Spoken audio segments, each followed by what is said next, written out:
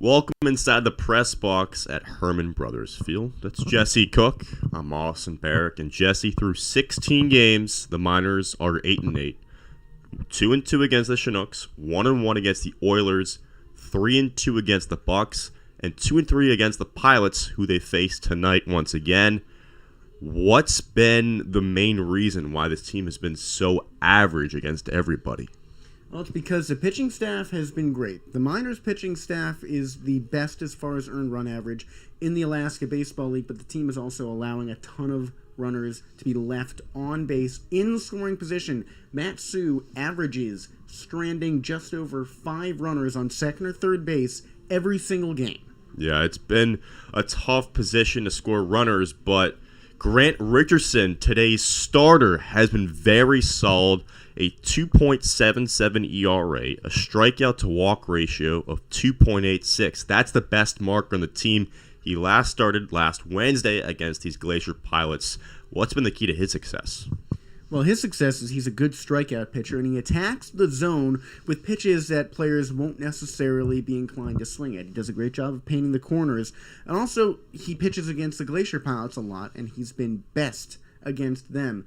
The best starter as far as run average on the Miners as far as when he plays against the Glacier Pilots. 257 earned run average. Now you can take his last start with a grain of salt. He did allow 5 runs on 5 hits against the Glacier Pilots on Wednesday, but only 2 of those runs were earned. So it was still one of his more shaky starts, but even when things aren't going his way, he still produces a very good quality product. Well, things have been going the way of Maddox Haley, the left fielder, right fielder, whatever you want to call him. The outfielder for Matt Sue has been on a hot streak. He has hit safely in 8 of his last 9 games, now batting over 300 for the season. Man, it's been fun to watch this guy play recently. Look, it's sled dog baseball out there. Maddox is having a fun time. Over the past 9 games, he's 12 for 35. That's a .343 batting average. That's really good. He's also reached base every single game he's played this season. He's appeared in 15 of the 16 regular season games. He's reached base in all 15. Not to mention, you take those 2 exhibition affairs with the Kingsmen and the Monarchs. He's got hits in both of those as well. So if you take the non-conference, the games that don't count, it's up to a 17-game on-base streak for Maddox Haley. It's the 9-6 Glacier Pilots against the 8-8 Miners today at 6 p.m. But before we talk to you for this game, let's go back to Tuesday and see how the Miners faced against the Bucks. Let's get ready for some midweek mayhem in the Mat-Su Valley. The top squad in the Alaska Baseball League marches onto the Alaska State Fairgrounds to take on the hometown Mat-Su Miners. The road team, the first place Anchorage Bucks. They're first in wins, also first in power. 9 home runs for the black and gold. That's more than double any other squad. But the M's have an elite pitching staff, the best ERA in the league at .364. Ahead of the Battle of the Juggernauts, I'm Jesse Cook alongside Austin Barach. Fires from the stretch. Misses high and inside. It gets to the backstop. Hannah sprints home and there's no throw. 1-0 the Miners lead. Caleb Hannah's wreaking havoc on the base path.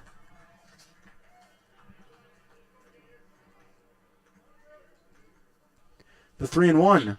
Swings, drives it right center field. That's a gapper down.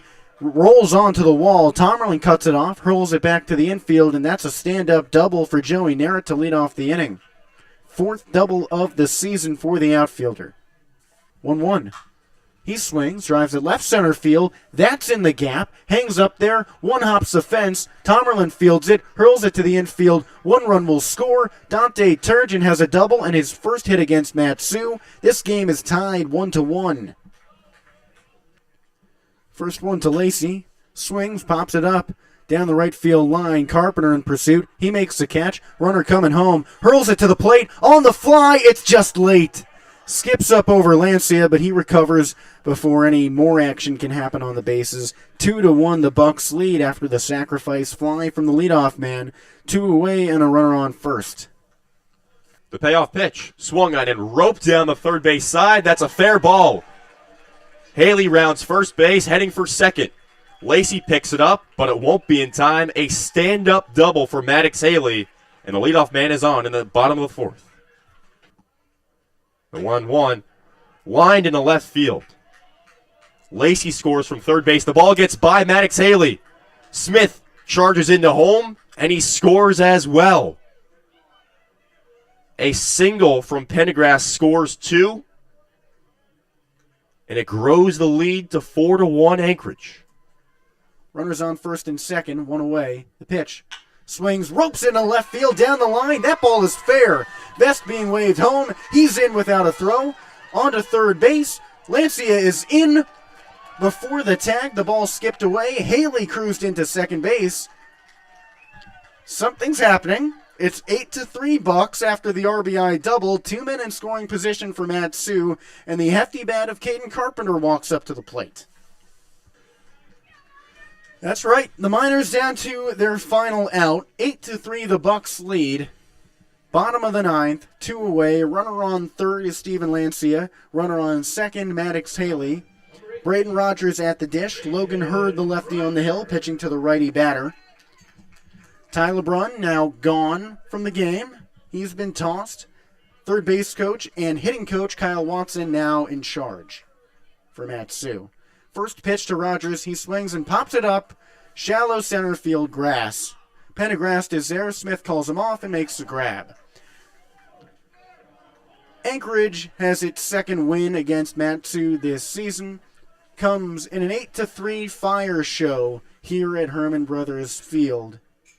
That is the second time that the Bucks have won at this venue this season.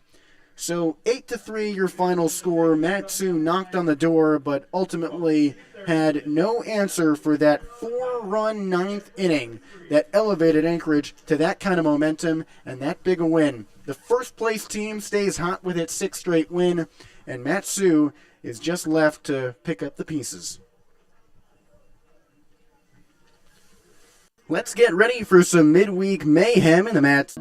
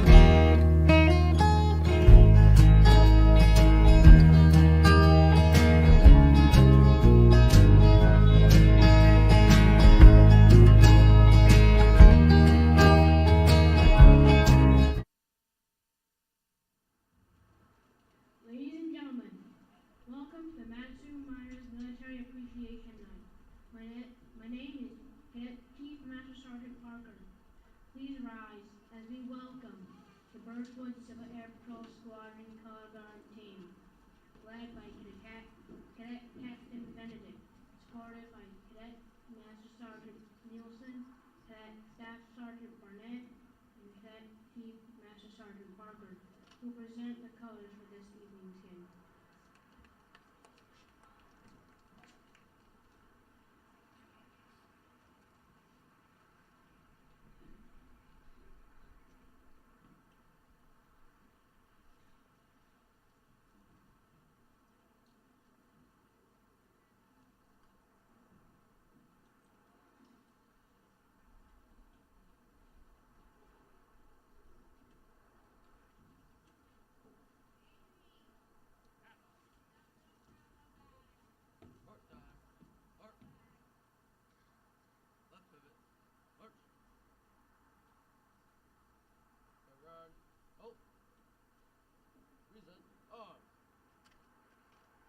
Let us honor those who served this country.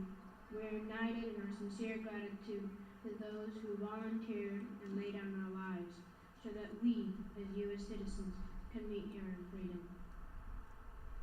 Please welcome Christine Carlson, a homeschool and baseball mom with kids in Palmer Little League. She has numerous veteran family members and is passionate about baseball and singing, who will be singing the national anthem tonight. Please remove your hats for the singing of the national anthem.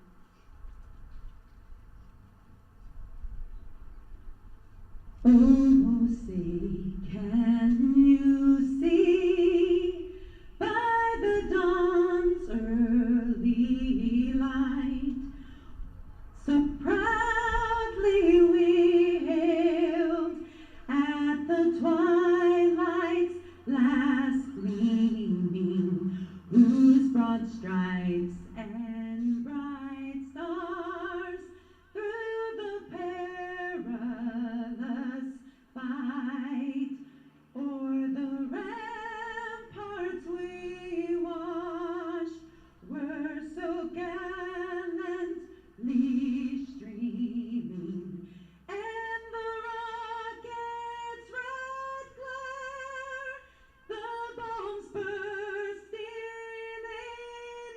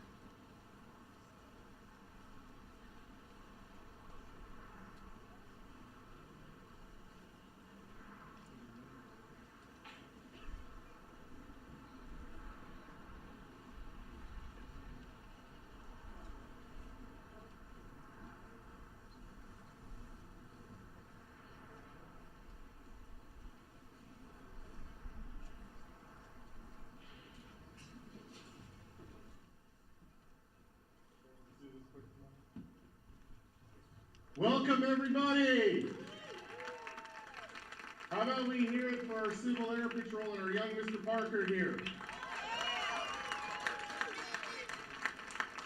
And our Army band who was playing while we were able to come in today. This is our 10th Military Appreciation Day, and we've got to support some amazing causes over the year, but this single event has raised well over $100,000 in direct donations to veteran causes like Alaska Healing Hearts and the Armed Services YMCA. They're phenomenal organizations, and we have some tables in the back. I hope you spend some time to learn about them and ways that we can help our service members and others that deserve it. As a token of our appreciation, we would like to present both organizations with a check for $5,000.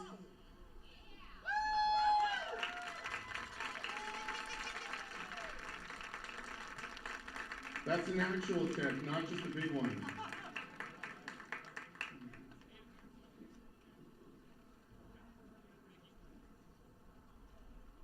So to all in the audience that served and being in Alaska, there are a lot of you here. All I say is thank you, God bless you all, and let's watch some good baseball.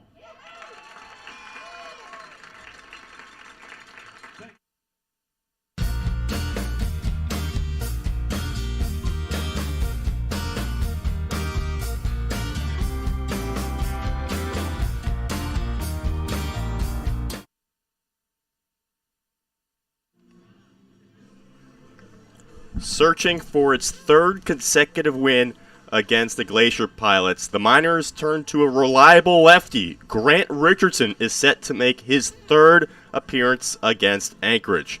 It's the Anchorage Glacier Pilots versus the Mat-Su Miners on Military Appreciation Night here at Herman Brothers Field. Alongside Jesse Cook, I'm Austin Barach.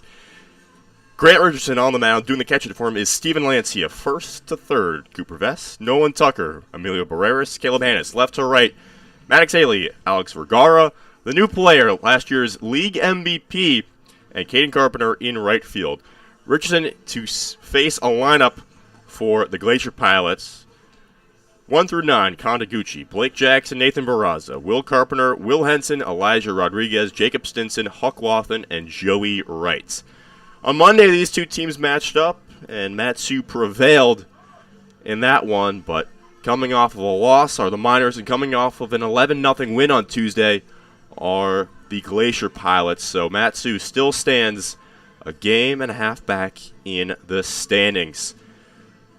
Jesse, when you look at this lineup today, Alex Vergara definitely stands out. That's right, the reigning ABL MVP back for another stint in the Alaska Baseball League. That'll be fun to watch. So here's Contagucci. Him, Jackson, and Barraza due up. He's a lefty. And Richardson, the lefty on the mound as well. Let's play ball. The pitch sails in there above the strike zone, ball one. Richardson with a 2.77 ERA through 4 starts, 20 strikeouts to 7 walks. The pitch in there for a strike, 1 ball, 1 strike. His 20 strikeouts are the most on the team. His 2.86 strikeout to walk ratio, also the best on the Miners. The 1-1 to Taguchi. Misses outside for ball 1. Taguchi this season batting .372. 16 hits and 43 at-bats. Against the Miners, he's batting .316, went 1 for 5 here on Monday. The pitch sails in at the knees for a strike. 2 balls and 2 strikes to the leadoff man. Richardson in his third start against these Glacier Pilots, posting a 2.57 ERA, 7 innings pitched, 2 earned runs allowed. The 2-2, swinging, rocketed down the third base line, but out of play. His last start against the Pilots was June 21st, last Wednesday. That was the last time he appeared in a game overall. Went 4 innings, 6 hits, 2 earned runs, 4 strikeouts, and 2 walks, and earned the no decision. Those 2 earned runs came with 5 runs. The pitch swoops just outside for ball 3. A pair of errors led to him pitching more than what he probably should have pitched, but regardless was just charged with 2 earned runs in a game that the Miners would eventually win. Full count here to Taguchi with nobody on, nobody out. The pitch swung on, dribbler to Barach, the shortstop. Fields it at the ankles, throws on a first just in time for out number 1.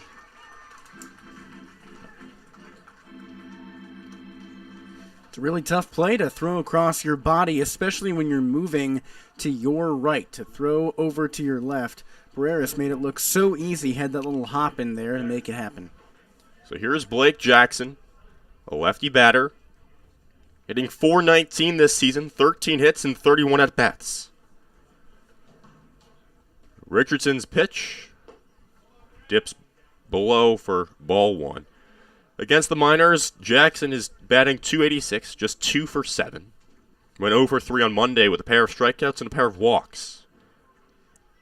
The 1-0, swung on, hit hard down the third base line. That's a fair ball. Trickles down into the grass that's thick. Maddox Haley scoops it up, but not in time as Jackson barely slides in for a double. First runner in scoring position of the game. It's hard to go opposite field, but you can make an art out of doing that if you're left-handed, because if it stays in the infield, you got more time to get to first. But that just hugged the line and made it really difficult for Haley to get to the ball. Richardson this season has a .211 batting average against, which is pretty good. But here's facing the red-hot Nathan Barraza, who is 6 for his last 9, batting .300 for the season. The pitch catches the inside corner for strike 1. Large secondary lead for Jackson. They are at second base with one out and the runner on second.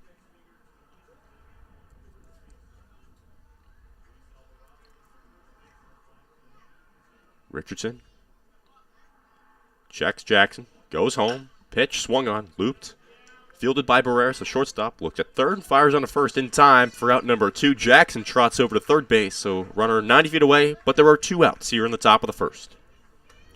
Well, it's the inning of the Grand Canyon, guys. Richardson on the hill, and both outs have come the way of Emilio Barreras. That's right, and he got Kondaguchi, another Grand Canyon guy, to ground out to Barreras to lead off this game. So here's Will Carpenter, today's third baseman for the visiting squad. We didn't see him here on Monday, but against the Miners this season, he's batting .417, 5 for 12 with a pair of RBIs. Overall this season, he's batting .340 with 17 RBIs, the most in the league. And he stares at a ball that just misses outside. Richardson can't believe it.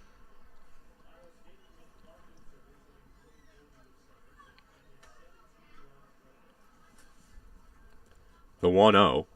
Swung on, hit in the shallow left field, but Barreras is there for out number 3. The shortstop collects all 3 outs of the top of the first. We're midway through 1. Anchorage 0, Matsu 0. Due up, Caleb Hannes, Cooper Vest, and Alex Vergara.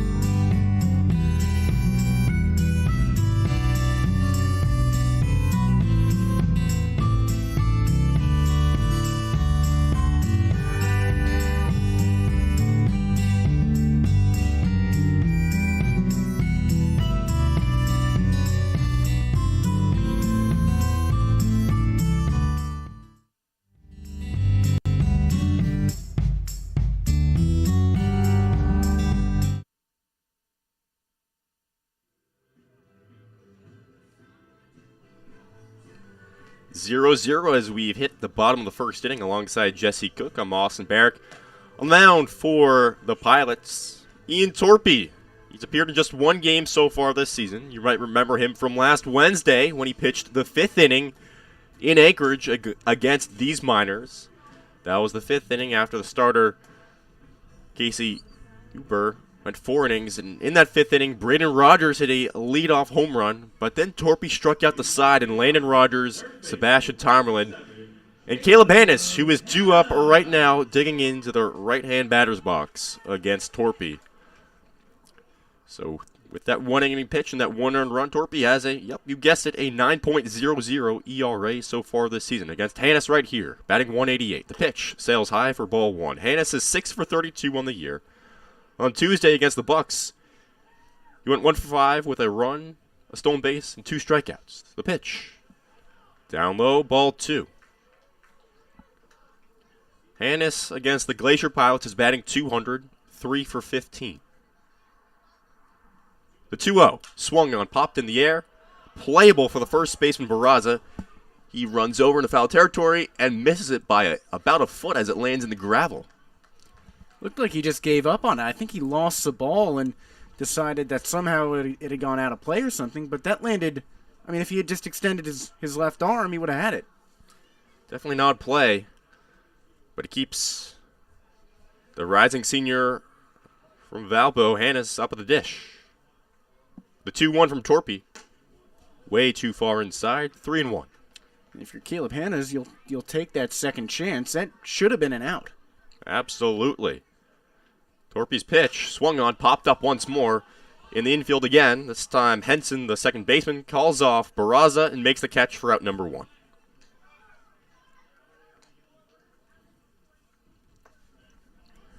So 1 away, here comes Cooper Vest. Yesterday, these two guys, Hannes and Vest, flipped positions. Or rather, Tuesday. Yesterday was an off day for the Miners. Here's Vest batting .242 this season. Went 0 for 4 on Tuesday. The pitch swings on the first pitch he sees and fouls it back out of play. We've seen that a lot from him. First pitch swinging. Didn't go so well for him on Tuesday. Went 0 for 4 with a run, a hit by pitch, and a strikeout. Against the Pilots, just like Hannes, he's batting .200, 3 for 15. And he swings and lines one to the backstop, quickly 0-2.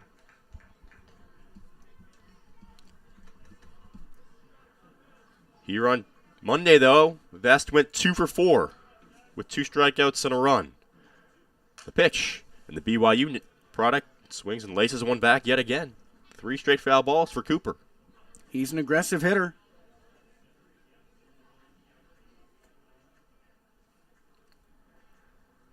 Torpy looking for his 4th punch-out this season. The breaking ball delivers on the inside corner. Got Vest looking. There's 2 gone in the bottom of the first. Austin, that might be the first time that Cooper Vest has gone down looking. It might be. He's struck out 11 times this season, but a lot of them definitely are swinging. But here's our first look this season of Alex Vergara, last year's league MVP here in Alaska. The pitch sails in, belt high for strike 1. Vergara transferred from Weatherford College to Lipscomb, where he batted .289 this season with 23 home runs, including 6 in his last 4 games. The 0-1 swung on, popped up in the air. Barraza gives chase, but it lands out of play. 0-2 the count quickly to the center fielder. He's a rising senior, 6 foot, 195. And normal head coach for Matsu, Tyler Braun, because of the ejection in the 9th inning on Tuesday, Kyle Watson is the acting head coach. He's been the third base coach all season. He's there at third base right now. The pitch swung on and roped, but right at the shortstop, Joey Wright, who makes a diving play for out number 3. Vergara roped it, but to no avail. After 1, it's 0-0.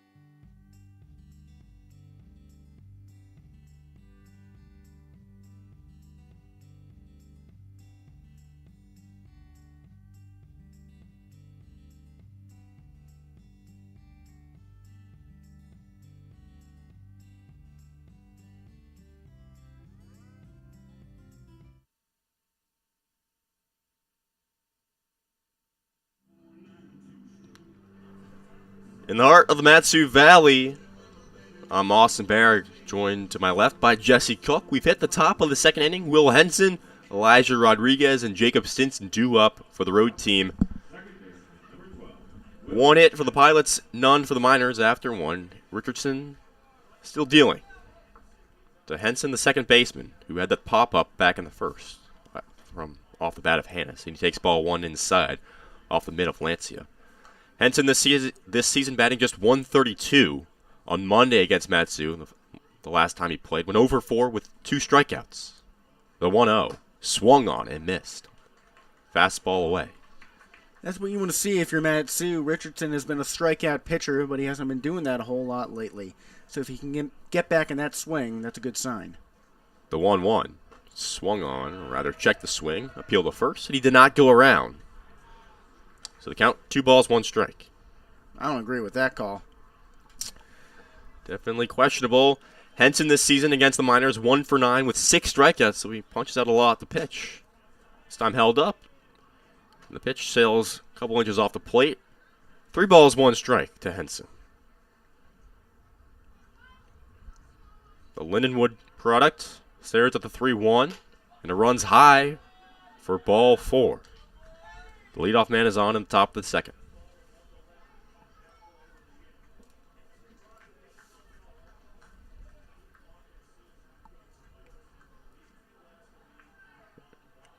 In 2 starts previously against the Glacier Pilots, Richardson had 3 walks, 2 last time out last Wednesday.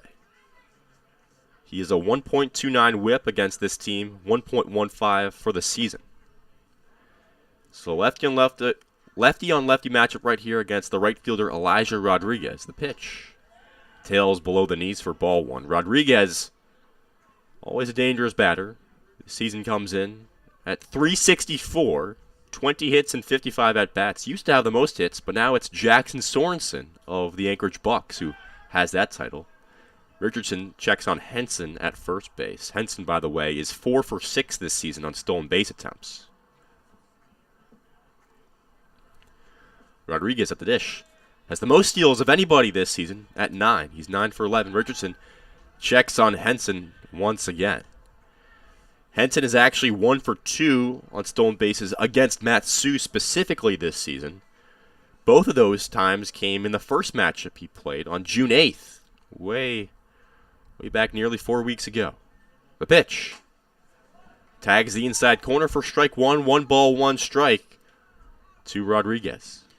Yeah, Austin Machado was the catcher that game for Mat-Su. Of course, he had to go home for that family matter. But he has a great arm. Oh, yeah. Richardson stares, goes home with it, and the breaking ball misses off the plate. 2-1. Yeah, Austin Machado, in his short time up here, ended up throwing out 6 players trying to rob him of second base. Wow. That's pretty good. That is really good. Middle infield with Barreras and Tucker in double play depth. 1 on, nobody out. For the 3rd time this at-bat, Richardson checks on Henson, dives back safely at first. I always wonder, those pitchers, they're not wearing like an armband with the calling card of each player. How much research do they do to know who can steal off of them? Probably a little bit at least. They have a scouting report every game. The runner goes. The pitch is a called ball. The throw sails too far to the right, backed up by Tucker, the second baseman. So Henson has his 5th swipe of the season and the 2nd against the Miners. The count runs to 3-1 to Rodriguez. You know, every time I played infield, when the catcher made a throw like that and you had to back it up, I would always pretend that I didn't know where the ball was, so the runner would try and go for third, and we would catch him with that hidden ball trick. It's an underutilized move in the game of baseball, I'd have to say. Happened in a College World Series. The 3-1 swung on, back up the middle on the chopper. Tucker slides and gets there to prevent the runner Henson to go home. But Rodriguez is on with an infield hit, so the runners are now at the corners with nobody out.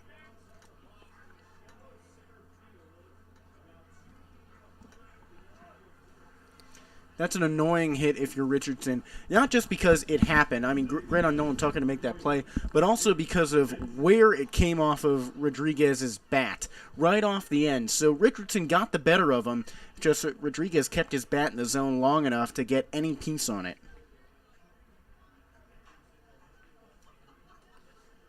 So here's Jacob Stinson, today's designated hitter for Anchorage, and he swings and misses on the first pitch into the mitt of Lancia for strike one. Stinson this season out of UC Davis, batting .200, just 2 for 10. On Tuesday against the Chinooks, he went 0 for 3. 2 on, nobody out. Richardson checks on Rodriguez at first, and as I just mentioned, Rodriguez is 9 for 11 this season on stolen bases. Pitch, but that just shows a credit to Grant Richardson that he got him to freeze at something in the zone. That's right. So here's Huck Wathen, batting .034 this season. You'll remember from Monday he got his first base hit of the season, a slow roller out to shortstop that he beat out, and he swings and drives one over the head of Caleb Hannes, a base hit. Henson scores from third. Rodriguez goes to third base. And Wathen goes to second base on an RBI double that puts Anchorage up 1-0 here in the top of the second. So Wathen gets his first hit of the season at Matsu on Monday. And now here he is on Thursday with his first double. This prompts a mound visit for catcher Steven Lancia and pitching coach Steve Hecker along with the rest of the infield. Runners on second and third, 1 out for the 9-hitter Joey Wright.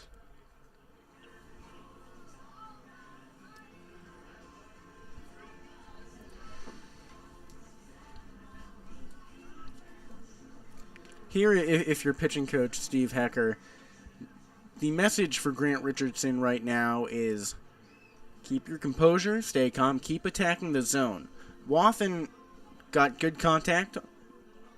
Richardson probably missed with his location there. It is what it is. If you're Richardson in that scenario, he threw an okay pitch, and a batter who usually doesn't have a hot streak in him got a hold of it.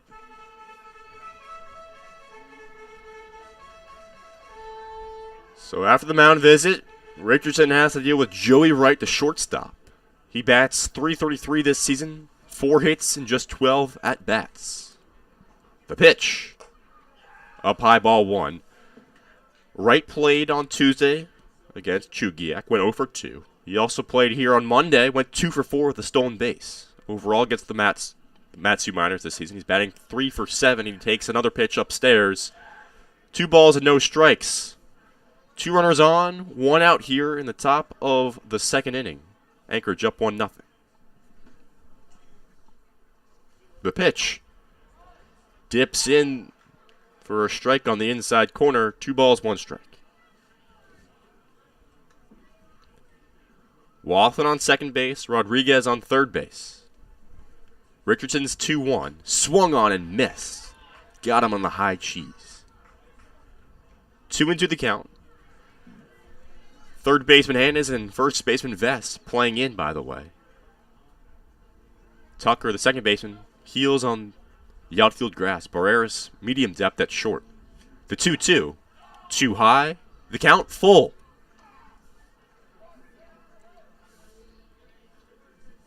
Fourth time Richardson has taken a batter to a 3-ball count.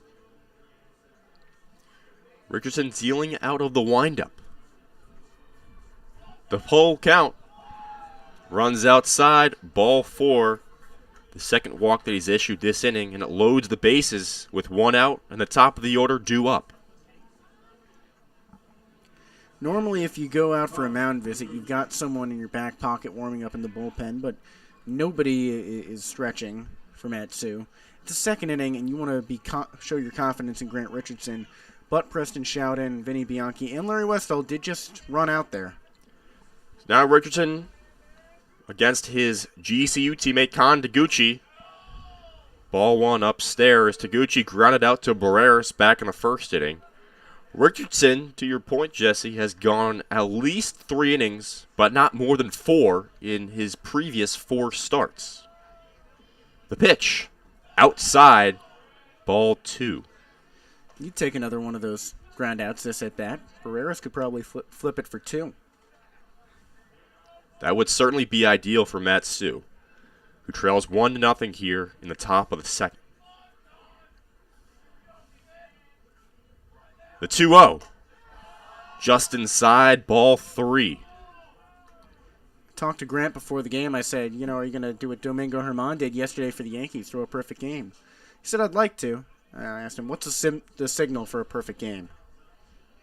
The 3-0. Too high, ball 4. Taguchi earns a 4-pitch walk and an RBI as Rodriguez comes home from third. It's 2-0 Glacier Pilots. Evidently, Grant did not get the perfect game signed today. He said it was dabbing. So here's Blake Jackson, who doubled back in the first inning. A double here would be some serious damage. Bases still loaded, 1 out. The pitch. Just outside, ball 1.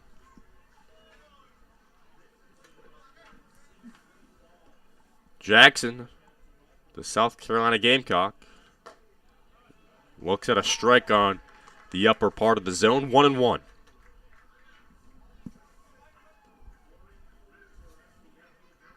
Used to play at McLennan Community College and the University of Charlotte. The pitch, swing and a miss. Jackson yanked his head. Thought he was going for the fences in right field, but came up empty. 1 ball, 2 strikes to the 2-hitter. The pitch, big swing and a miss yet again. And a big strikeout for Grant Richardson. 2 gone, the bases still loaded. Got him to swing early with a breaking ball front door. Had him thinking it was a changeup up high. Richardson has been working on his circle change, so it is a very deceptive combination. Definitely good to have that circle change in his back pocket for positions like this. Here's Barraza, grounded out his first time up. The pitch sails up high, ball 1.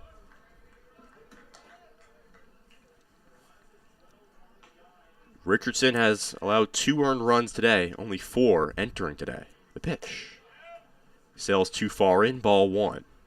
Rather, ball 2, 2-0.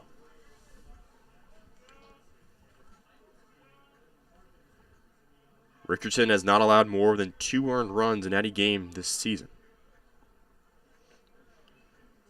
Pitch in there for strike 1.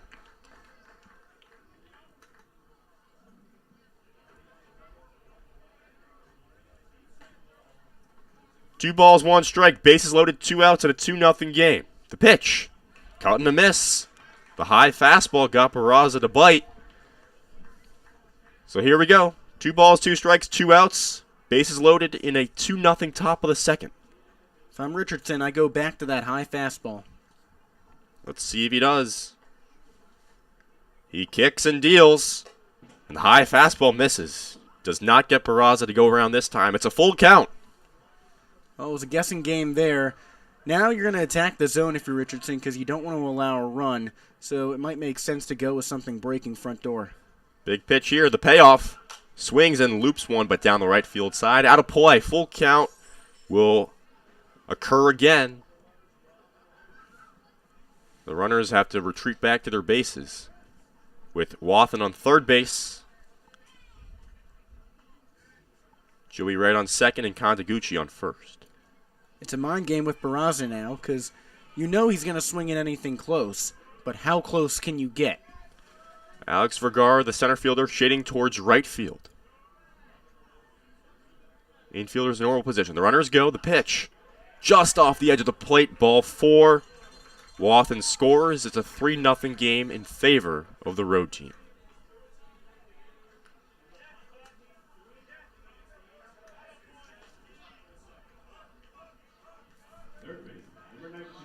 Vinny Bianchi warming up for Matsu. Will Carpenter right here represents the 9th batter of this inning. The bases still loaded, still 2 outs. His first pitch swings and grounds one out of play down the first base line. Carpenter popped out to Barreras to end last inning. And again, those 17 RBIs loom large right here, the most in the ABL by 3 ribbies. On Tuesday against the Chinooks, went 1 for 3 with a triple. The pitch, checks his swing, appeal to first, and he went around. So no balls, 2 strikes. The rarely seen appeal to the first base umpire against a lefty batter. Well, it wasn't so much appeal to the home plate umpire motion that he had gone around Oh. while pointing at first base. The 0-2. Too high. Richardson tried the high fastball again. Yeah, it is a confusing signal because he pointed out towards first base but said he motioned that he was going around with that hand and then made the strike call. The 1-2 offering. Too high once more. The count is even. 2 balls and 2 strikes. With 2 outs and the base is still loaded in a 3-0 top of the second. Carpenter out of John A. Logan College. This season hit 9 home runs, had 9 doubles and 3 triples. The pitch. Called strike 3 on the inside corner. Richardson gives up 3 runs, but also strikes out 3 batters this inning.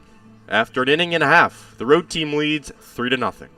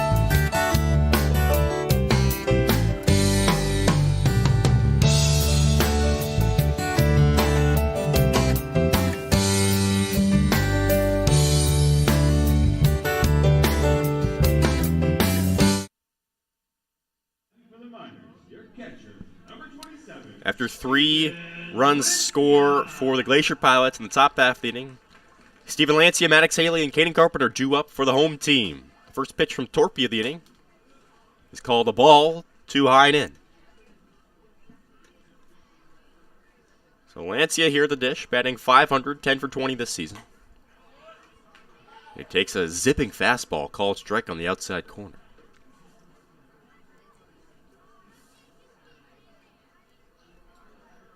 The 1-1, just below the knees, 2-1 the count. Lancia went just 1 for 5 yesterday, including 3 swinging strikeouts. The 2-1, swung on, hit in the shallow right field. In charge is Rodriguez, but not there in time. A single to the opposite field for Steven Lancia, and his hitting streak continues. That's right, hits in every single start for Steven Lancia. Didn't get great contact on that ball, but if it lands in no man's land, then bad contact is good contact. That's right. Well, here's a guy who's making great contact, has hit safely in 8 of his last 9 games. It's left fielder Maddox Haley, now batting above .300, .304 for the season. 17 hits and 56 at-bats. Those 17 hits now the most on Matsu. Torpy's pitch is too high for ball 1. I mean, if you take out Lancia's first week of play, Maddox Haley has the highest batting average on the team. That's right. He's just been smoking the ball out. The product out of San Diego State. Playing really well. The pitch zips in for a strike at the knees. 1 ball, 1 strike to the 5-hitter, Haley, who has been accustomed to being the cleanup batter, but now with Vergara here in the lineup, has slid down into the 5 role, but still has 7 RBIs, 10 runs scored this season. The pitch dips lone outside, ball 2. Being the 5 spot isn't necessarily a bad thing. If you're moved back during a hitting streak, that just means your coach is going for overkill in the heart of the order. The heart of the order right here for Matsu. Definitely dangerous for opposing teams, the 2-1. Tags the inside corner for a strike. Haley says, all right, I see where the strike zone is now. He's been roping those inside pitches down that third base line for doubles. He has 4 of those doubles so far this season. Also has a triple. On Tuesday, he went 3 for 5. The 2-2. Breaking ball slices in the right field. Another base hit from Maddox Haley. Lancia stopped at second base. Rodriguez tosses it back to the infield. And there's 2-1 with nobody out. 5 straight games with a hit. That's pretty good. Maddox Haley now hits safely. 5-game hitting streak now hits safely in 9 of his last 10 games dating back to June 16th. The good times keep on rolling for Maddox. And this brings up the lefty batter, Caden Carpenter, out of American Fork, Utah, batting 167 this season. On Tuesday, he went 1 for 4 against the Bucks. Hit by pitch as well, also struck out. Against the Glacier Pilots this season, he's 2 for 17, 188, 118 average.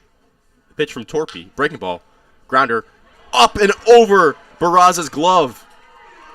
The throw not in time from Henson, the second baseman. And so everybody is safe. The bases are loaded after that hit by Caden Carpenter. Yeah, that could be construed as an error in some books, but the ball was so far over to the line, Barraza had so little time to react. That's an infield hit for Caden Carpenter with a couple extra bounces. So 3 straight singles brings up the designated hitter, Landon Rogers, with nobody out here in the bottom of the second. First pitch he sees is a little sweet chin music high and inside. Rogers had to flash his head behind him to avoid getting hit. 1-0 the count to the DH. The 1-0. Lone outside ball 2. Rogers this season batting .259, 7 hits and 27 at-bats. Was used as a pinch hitter on Tuesday, and he lined out to the left fielder. The 2-0 swung on. The second baseman Henson flips on to second for 1. On to first. In time, a double play is turned by the Glacier Pilots, but Steven Lancia scampers home from third base for the first run of the day for Matt Sue. It's 3-1 Anchorage.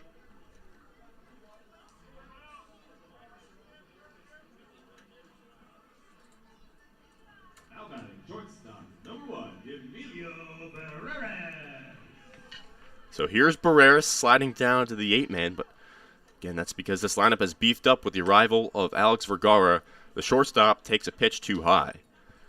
The Grand Canyon product is batting .258 this season with 10 RBIs. That leads the team. He's got a runner in Maddox Haley at third base with 2 gone. The pitch swung on and lined out a play down the third base side. 1 ball, 1 strike to Barreras. 16 hits and 62 at-bats for him this season. Specifically against the Pilots, he's batting .333, 6 for 18, but did go 0 for 4 against this team back on Monday right here at Herman Brothers Field. The 1-1 swung on, popped up. Infield play, Barraza takes charge, the first baseman, makes the catch in foul territory for out number 3. Lancia, Haley, and Carpenter all singled, and Rogers brought Lancia home on a double play. After 2 innings, it's 3-1 Anchorage.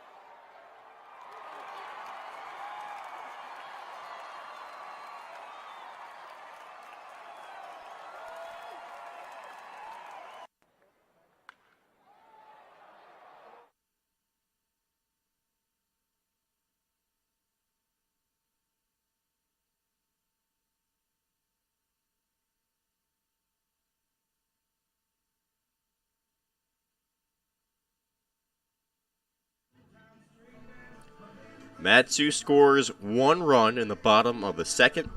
Now trails just 3-1 here at Herman Brothers Field. The top of the third inning commencing. Alongside Jesse Cook, I'm Austin Barach. And just like last inning, Will Henson, then Elijah Rodriguez and Jacob Stinson due up for the road team. Richardson's pitch sails below the knees for ball 1. Henson began that 3-run second with a walk. Then he stole second base, and he swings and misses for strike 1 right here, evening up the count at 1-1.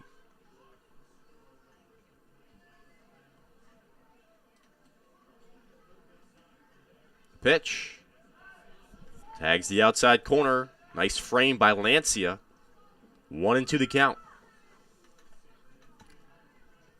No outs, nobody on.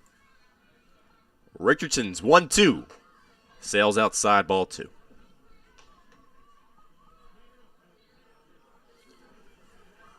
Richardson struck out 3 batters last inning, but did allow those 3 runs. The pitch. Swing and a miss.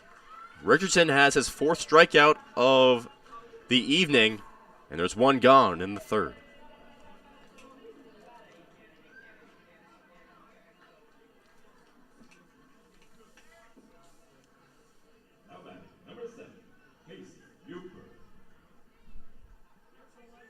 So here is Elijah Rodriguez, wearing number 7 today because he forgot his jersey back in Anchorage. The pitch.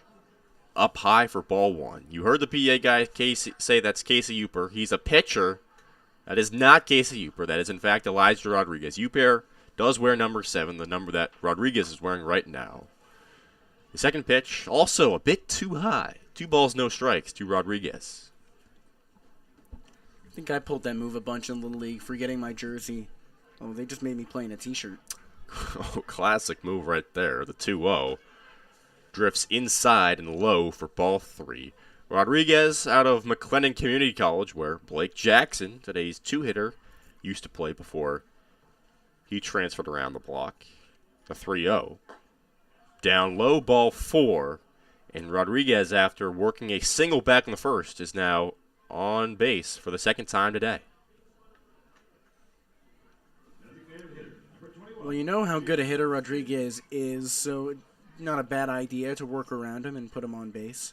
Especially to bring up a guy you caught looking on 3 pitches last time up. Absolutely. That batter is the DH, Jacob Stinson out of UC Davis, who's previously at the University of Nevada, the Wolfpack. The 0-0 is in there for a strike on the inner half of the plate. Rodriguez, as we've alluded to, there at first base, is 9 for 11 this season on stolen bases. Barreras playing closer to the bag than usual as the shortstop. The pitch nearly hits him. Stinson runs out of the way. 1 ball, 1 strike, 1 on and 1 out in a 3-1 top of the 3rd. Anchorage still leads. Outfield playing straight up for Stinson. Just 2 hits for him in 11 at-bats this season. The pitch, the runner goes in the dirt, gets by Lancia. Rodriguez goes for third base. The throw won't even be made. Rodriguez steals second and gets the third base on the wild pitch. So a runner 90 feet away with just 1 out for the Glacier Pilots.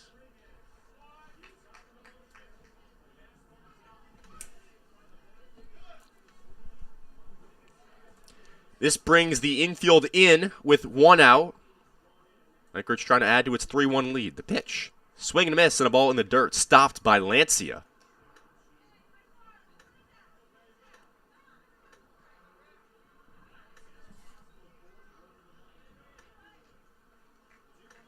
Richardson working out of the stretch, rather the windup now. The pitch. Checked his swing.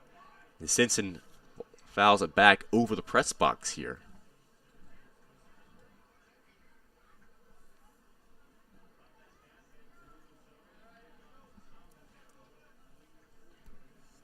Stinson has just 2 RBIs this season.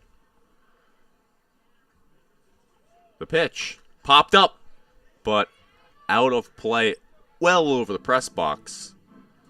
Still 2 strikes to the DH, Stinson.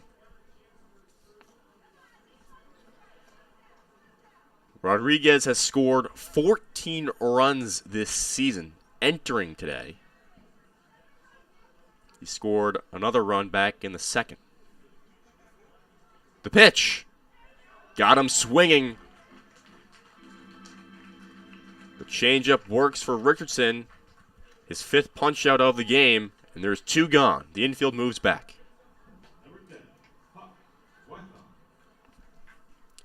So here comes Huck Wathen. His 2nd hit of the season happened in the 2nd inning, and it was a big one. An RBI double. Richardson fires a fastball that Wathen swings through at the letters. Strike 1. His 0-1 catches the inside corner quickly. 0-2.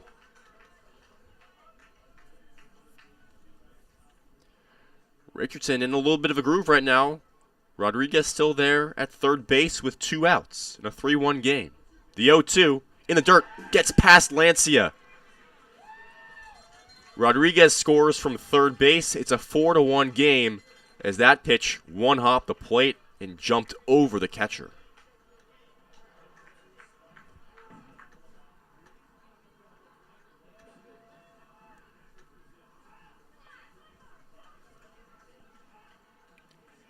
First time we've really seen Lancia struggle behind the dish. 2 wild pitches this inning, but both of them things that bounced in front of the plate. Makes it really hard to stop, but you see the ball for longer. The 1-2 to Wathen, and he cuts it through the hole in the left field. Huck Wathen is 2 for 2 today after entering at 1 for 29.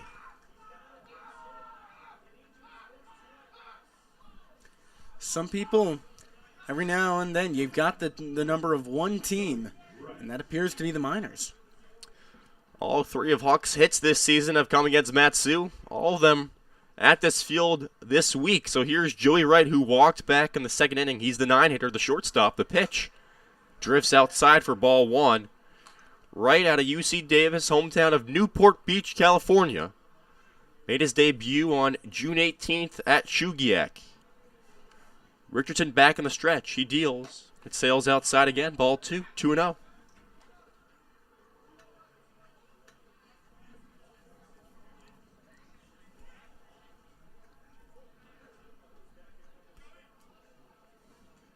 Richardson spits into his glove, resets, and throws on a first to check on Wathen, the catcher. Dives back safely, head first.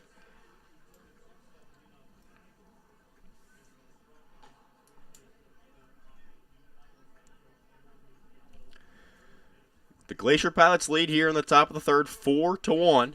Big lead for Wathen. The pitch goes home, and it dips inside for ball 3. 3 balls, no strikes to the 9-hitter Wright. Richardson in danger of walking him for the 2nd time today. Yeah, you don't want to walk the 9-hitter twice, of all people. The 3-0, right in there for a strike down the middle. Wright entered today with just 1 walk on the season. None against Matsu before today. Was 2 for 4 here with a stolen base on Monday. The 3-1 pitch is fouled back to the backstop. Another full count coming up. Yeah, you say another full count. Richardson walked him on a full count last time up, so maybe history doesn't repeat itself. You'd certainly hope not. If you're Matsu, similar position for them. They've trailed the first 2 games so far this week. Richardson checks on Wathen again. And that Glacier Pilots dugout, who was very loud in the early stages of Monday's game when they were winning, awfully loud yet again here today as they lead 4-1 in the top of the 3rd. Full count, 1 on, 2 outs for Joey Wright. The payoff pitch swings, chopper, third base, and out. Caleb Hannes charged in, threw on the run, on time and on target for out number 3. The Glacier Pilots tack on one more run after 2.5. It's 4-1. We're going to keep it right here, right now. We're going to have today's version of the trivia question right here. So, Austin, we went to Denali National Park yesterday. Had a great time. Palmer's about 200 miles to the south. Now, Denali doesn't have a baseball field. In fact, only one national park has a baseball field on its premises. Any idea which one? No, I don't know many national parks. I think of Acadia, Yellowstone, that famous one in California whose name escapes me right now. Is it called Redwood? That's a different one. I wasn't even thinking of that. Redwoods, yep, that's a national park. Carlsbad Caverns? No, Is that even in California? I know there's Carlsbad, but I'm not sure. The chat knows exactly who I'm talking about. Don't help me out, though. That would be cheating. I probably won't get this one. This is a good question. I would love to... I'm intrigued. What national park has a baseball field in it? Well, we'll have the answer in the 5th inning. How about that tease from Jesse Cook? Yeah, that's what they tell me. I keep them tuned in. I keep people wanting more. Unless it's a 5th inning, in which case they will get more. Right. And then they won't. So what you're saying is after the 5th inning, you guys can tune out. You know the game will be over. No, don't bother. That's all they're here for is the trivia. That's all I'm here for. I mean, I'm happy to sit through a game for it, but besides that. Well, I'm here for this Eric Church music. Let me tell you. Yeah, one could call this a record song. Oh. Well, here comes 9-1-2 for Matsu here in the bottom of the 3rd, Nolan Tucker, then his Valpo teammate Caleb Hannes, and then the BYU guy, Cooper Vest. Torpy still going strong for Anchorage. The pitch runs outside, ball 1. Nolan Tucker this season, batting 190, 4 for 21, the 1-0. Below the knees, ball 2. Tucker appeared in Tuesday's game against the Bucks, was a pinch hitter, got hit by pitch. That earned him an RBI. That came with the bases loaded. He takes another ball. At around the ankles, 3 balls, no strikes to the 9-hitter. The pitch. Just off the plate. Ball 4. Tucker is on with a 4-pitch walk.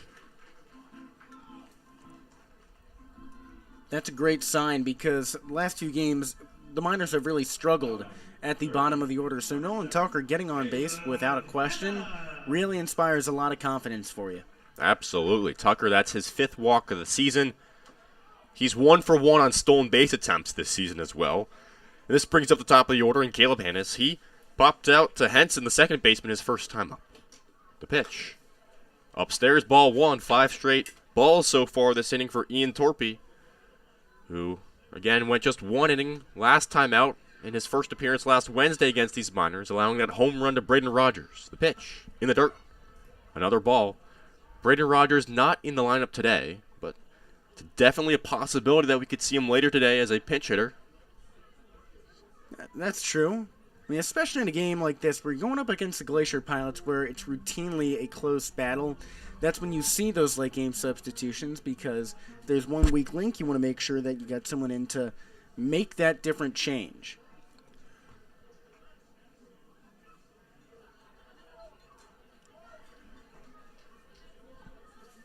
Wright and Henson double a depth. The pitch. Scoots in the dirt again. 3-0 the count to Hannes, who's already worked 9 walks this season. Torpy's 3-0 offering. Tags the outside corner just barely. And Hannes is back in the box, facing a 3-1 count. Carpenter, the third baseman, playing slightly in. The 3-1 pitch. Tags the outside corner again. Hannes took a step to first base. Another borderline call in favor of Anchorage.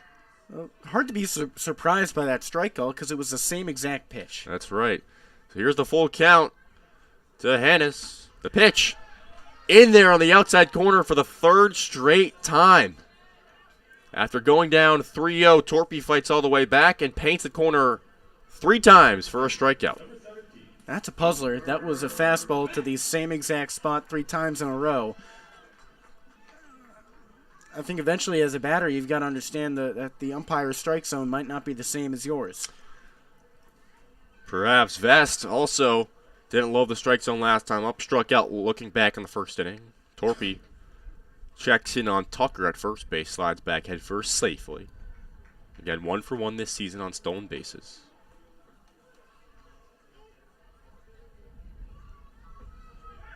Tucker goes. And Vest swings and pops it up into center field, caught by Jackson. I lost track of the ball in the air. And Tucker runs back to first base now with 2 outs. It was a tough one to follow because when Tucker was going to second base, Vest didn't look particularly happy with himself after that swing. He's had a bad habit of popping out lately. So if he can get his bats a little straighter through the swing, that's when we'll get back to those line drives, which, sure, result in a lot of line outs, but they'll be better outs. Well, Vergara, nice segue. He lined out to Joey Wright, the shortstop, back in the first inning. He's 0 for 1 on the season.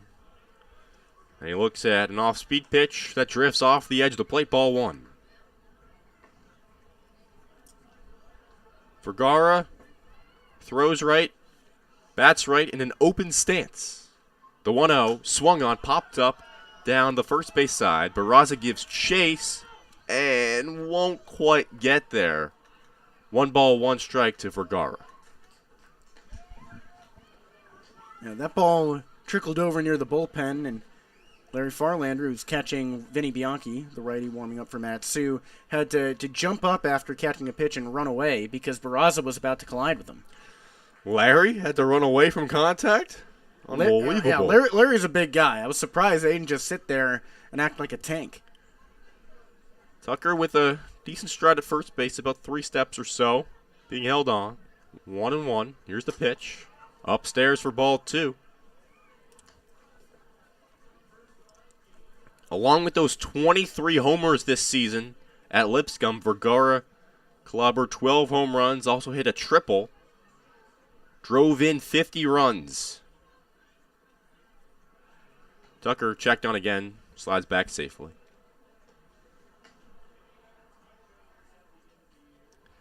Torpy wiggles the midsection, stares at home, and the home plate umpire calls for time. So here we go. Torpy readjusts his hat, backside and front side. Resets out of the stretch. The 2-1. Vergara checked his swing, and it actually hit him. The 2-seamer ran in on the righty. And now there are runners at first base and second base with 2 outs for Steven Lancia. Tying run up. It's a big bat that we've already seen drive a ball out of the yard at Herman Brothers Field. It's a good situation. Lancia homer back on June 20th against the Chinooks. The pitch catches the outside corner for strike 1. Torpy painting that outside corner just like he did against Hannah's right there at Lancia. 2-1, 2 outs in a 4-1 game. Pilots lead it. Bottom of the third. The 0-1 in the dirt, but not far enough behind Wathen, and Tucker stays kaput at second base. Kaput? I'm not sure that, as a fine lover of the Yiddish language, I'm not sure that's what kaput is. I need to do some research. In any case, it's a 1-1 count to Lancia. And this one hits him as well. You could hear the contact. And Lancia takes his base on another fastball that ran too far inside. And look at this. The bases are loaded for the hottest hitter in the lineup for Matsu, left fielder Maddox Haley.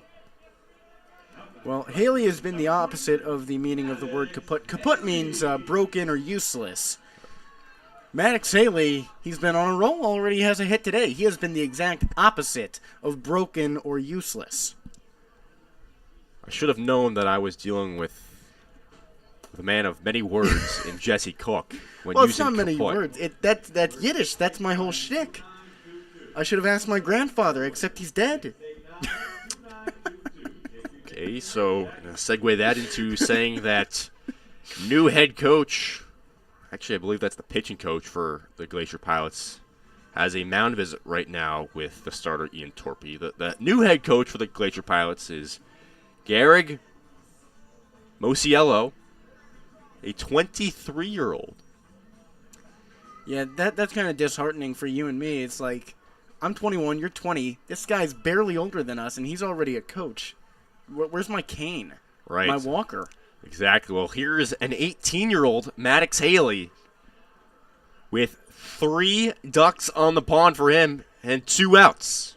Pivotal at-bat right here for both teams. Bottom of the third, Anchorage leads 4-1. Torpy's pitch swung on. Soft hit ground ball, the shortstop right. He goes on a first, and he beats him by 2 strides for out number 3. Well, there's a little bit of 2-out magic, but ultimately, Matsu doesn't cash in. After 3 innings, Anchorage leads 4-1.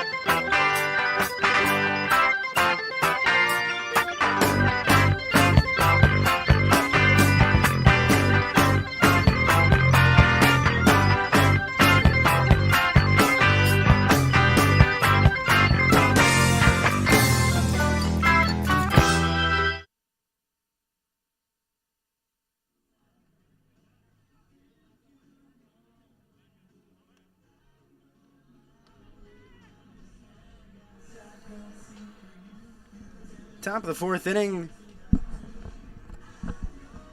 Top of the fourth inning coming your way from Palmer, Alaska. Alongside Austin Barach, I'm Jesse Cook. 4-1 the Glacier Pilots lead the Miners. New arm on the hill for Matsu. Righty Vinny Bianchi making his 9th appearance this season. That's more than any other pitcher in the Alaska Baseball League.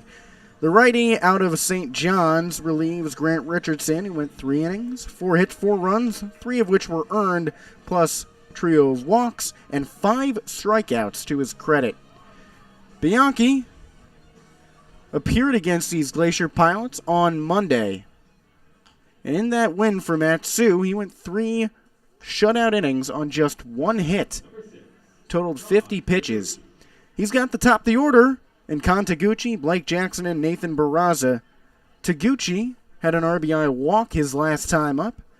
The lefty from Grand Canyon University is 0 for 1. Bianchi into the windup.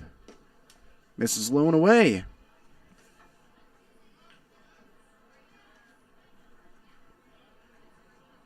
Comes set again. Deals the 1-0.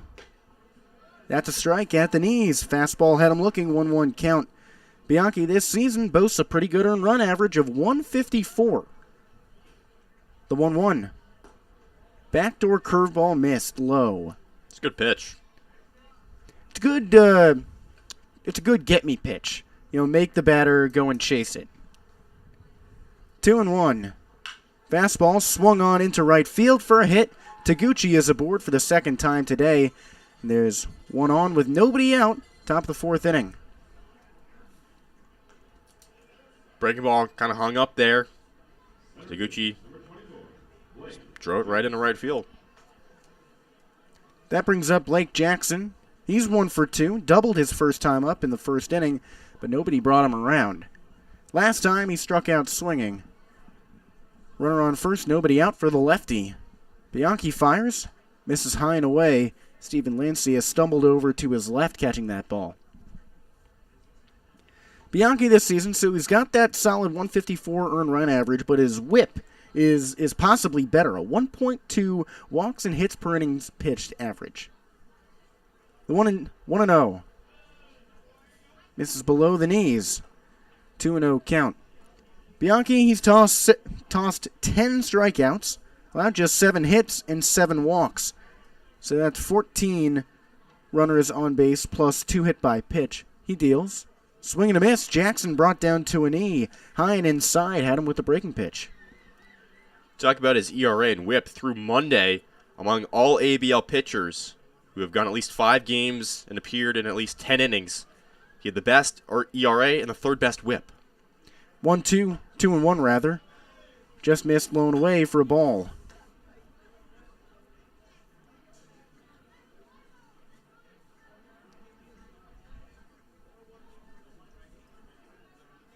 Bianchi peers over at first base, pitching with a 3-1 count. Deals. Just missed, blown away. So Blake Jackson aboard, and that puts runners on first and second with nobody out to start off this 4th inning. It brings up Nathan Barraza. First baseman is 0 for 1. Had an RBI walk his last time up. That was a big second inning for Anchorage. All 9 batters saw the plate. And a momentary pause on the field. Pitching coach Steve Hecker making an early trip to the mound to talk to Bianchi. Every now and then this season, he's struggled a little bit on the hill with control.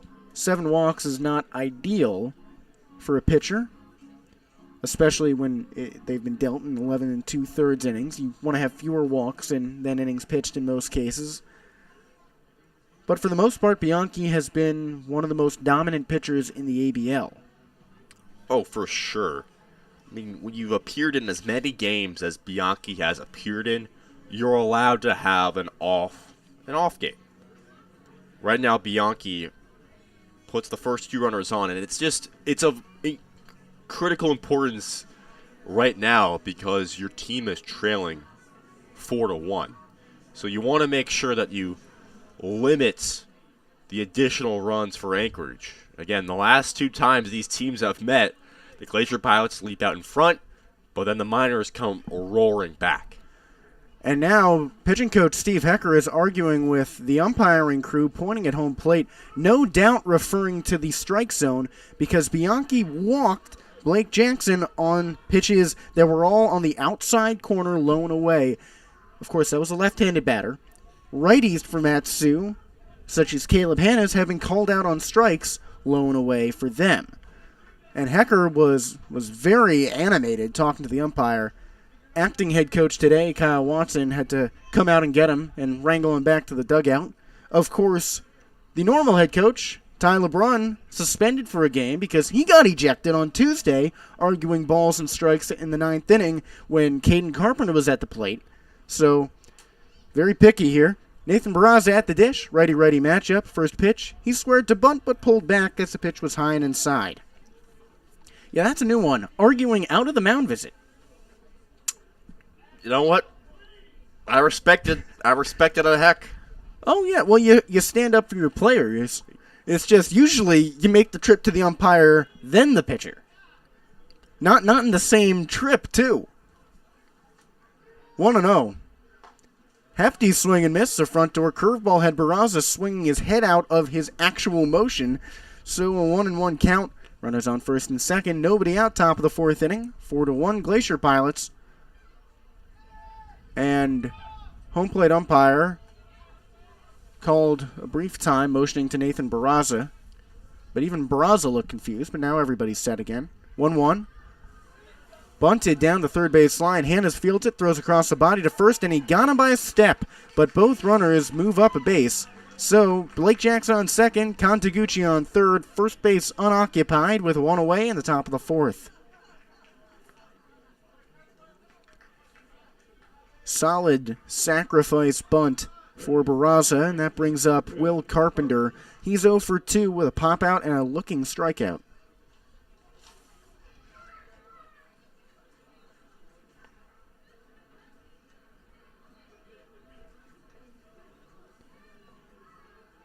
Bianchi fires. Ball low and away. Carpenter has some professional lineage. His dad, Matt, was a 2-time draftee, 21st round to Cleveland, and then the next year, 15th round to Colorado. Pitch called a strike. Rather, the next time around. He was drafted by Cleveland in 1990, and then Colorado got him in 1994, that strike season for Major League Baseball. And Dad played at Mississippi State for 2 seasons. 4 seasons, 2 seasons professionally. That pitch misses low and away. And then Will Carpenter's brother, Matt Jr., also plays baseball. He's a 5th-year senior at Ohio State. There you go. Some high-level baseball in that family. Pitch. Backdoor curveball called a strike, 2-2 count. Carpenter, of course, out of John A. Logan College. That's also out in Ohio. He's from Aurora, right around the Columbus area. 2-2 pitch. Doesn't get it. Missed up high and away on that curveball. First base open. Runners on second and third. 4-1 Glacier Pilots. Top of the 4th inning. 1 away. Bianchi comes set.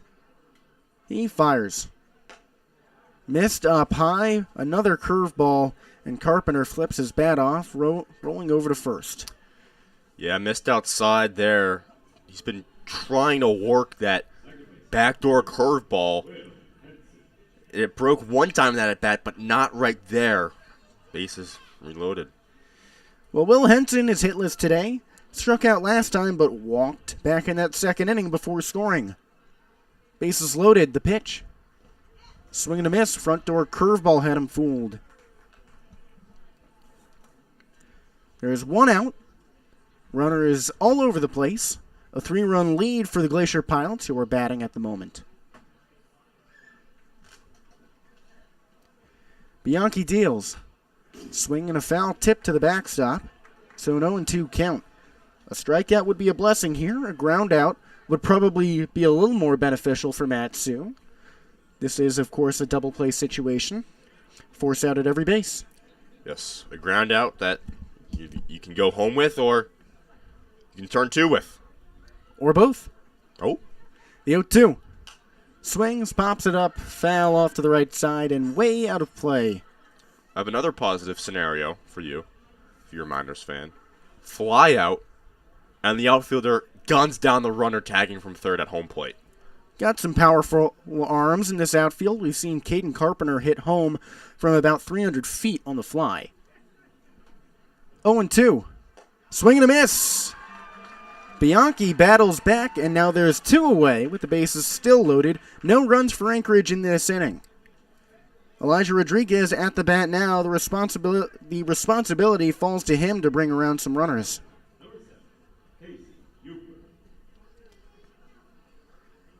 And again, you hear Casey Uper's name over the PA. That's because Rodriguez is wearing his number. He forgot his jersey. So he borrowed the shirt of one of the starting pitchers who won't go today, Casey Uper. We've seen him pitch against the Miners. The pitch to the lefty. Backdoor curveball called a strike. So Vinny Bianchi, after walking 2 of the first 4 batters and loading the bases, has fired 5 straight pitches into the strike zone. He fires.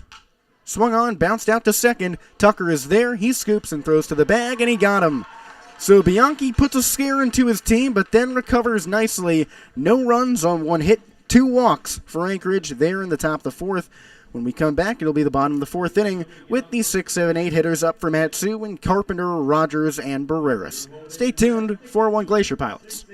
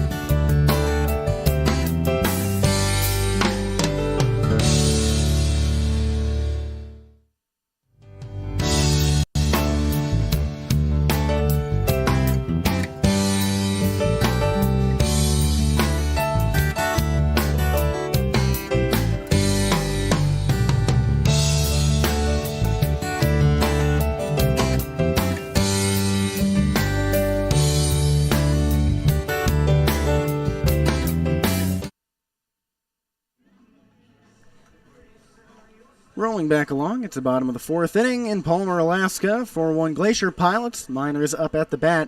Jesse Cook with you alongside Austin Barach. Ian Torpy on the hill, his fourth inning of work. He's got Caden Carpenter up at the plate, followed by Landon Rogers and Emilio Barreras. Carpenter bats from the left side.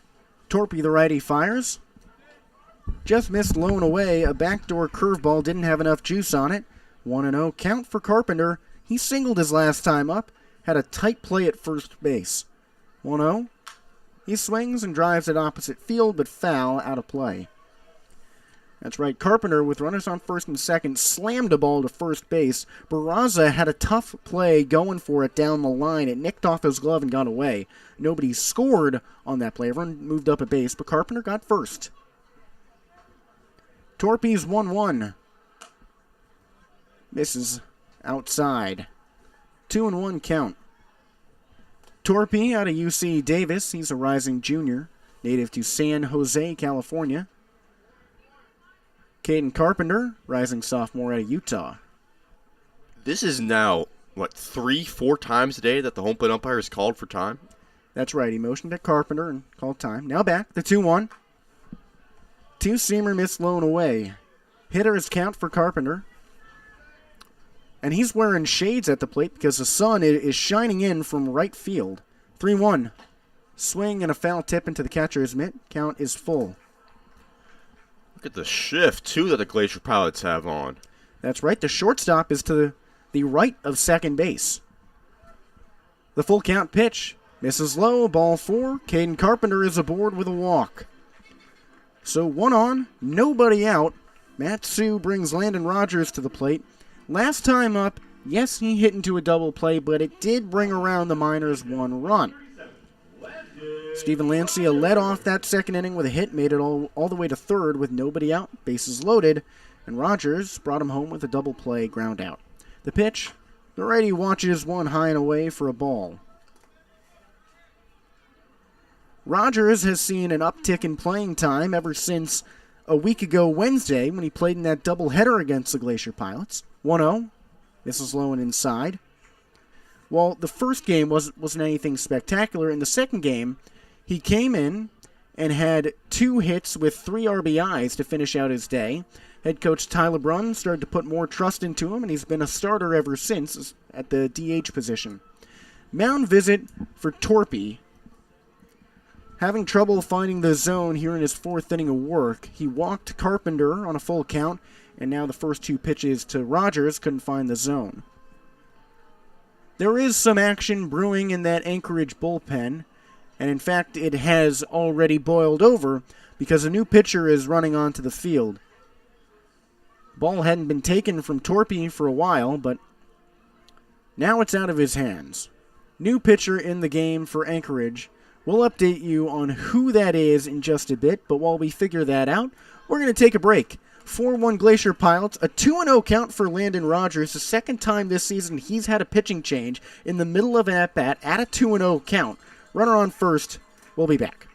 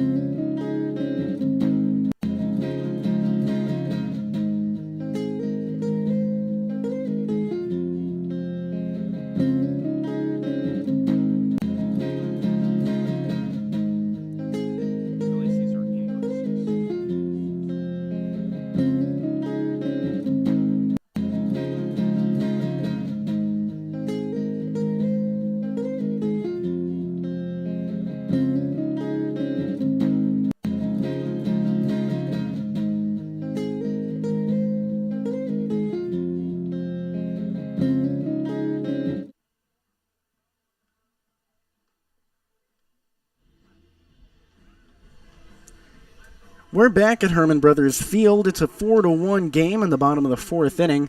Alongside Austin Barach, I'm Jesse Cook. The Glacier Pilots, who lead, have a new pitcher in the game. Joe Iglesias, a righty out of Santa Ana Community College, comes into the game. This is his 6th appearance of the season and 2nd time pitching against the Miners. He threw on Monday in that 10-5 Mat-Su win. Had an inning, 3 runs, 3 hits. He comes into a game with a situation of Caden Carpenter on first base with nobody out and a 2-0 count for Landon Rogers. That's right, for the 2nd time, Anchorage has brought in a new pitcher while Landon Rogers was at the plate in a 2-0 count. That happened on Monday. So the DH stands in on the right side. Runner on first, nobody out, 4-1 lead for Anchorage. The pitch. Fastball missed blown away, so Rogers has a 3-0 count. And on Monday, when the new pitcher came in, he ended up walking on 4 pitches when the new pitcher came in and had to deal with that. 3-0 pitch. History repeats itself.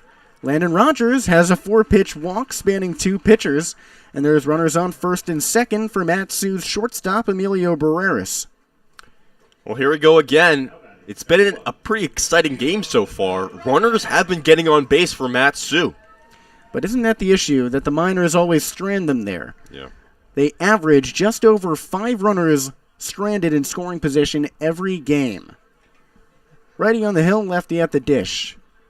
Iglesias fires. Barrera squares to bunt, but pulls back. The fastball missed up high and away. So Iglesias has entered the game and immediately dealt 3 pitches out of the strike zone. The pitching is definitely not the strong suit of the Glacier Pilots. It's definitely their offense. The 1-0. Barrera squared to bunt again, but that pitch missed inside. 2-0. Iglesias has an earned run average of .558 across his 5 appearances, those 9 2/3 innings pitched. He has struck out 6, walked 5. 2-0. Barrera squares to bunt, lays it down the third base side, but it's foul. First baseman Barraza is probably playing 10 to 15 feet in on the grass from where he was before that last bunt attempt was a failure. Well, he wants a shot at throwing out the runner going to third if he can, because the second baseman will cover first. Yep. 2-1, Barrera's bunts, pops it up over the backstop, though. If you heard that clank, that's because it landed right to our left atop the press box. So a 2-2 count for Barreras. Unlikely that he'll bunt here. Ty LeBron says he'll never have a player bunt with 2 strikes. Kyle Watson, the acting head coach today, hasn't spoken on the matter. 2-2 pitch. He swings, drives it to right field. Rodriguez in pursuit, hanging back near the wall, and that ball is gone! Emilio Barreras, if you didn't know him, now you do. 2 home runs this season and a tie game at 4-4.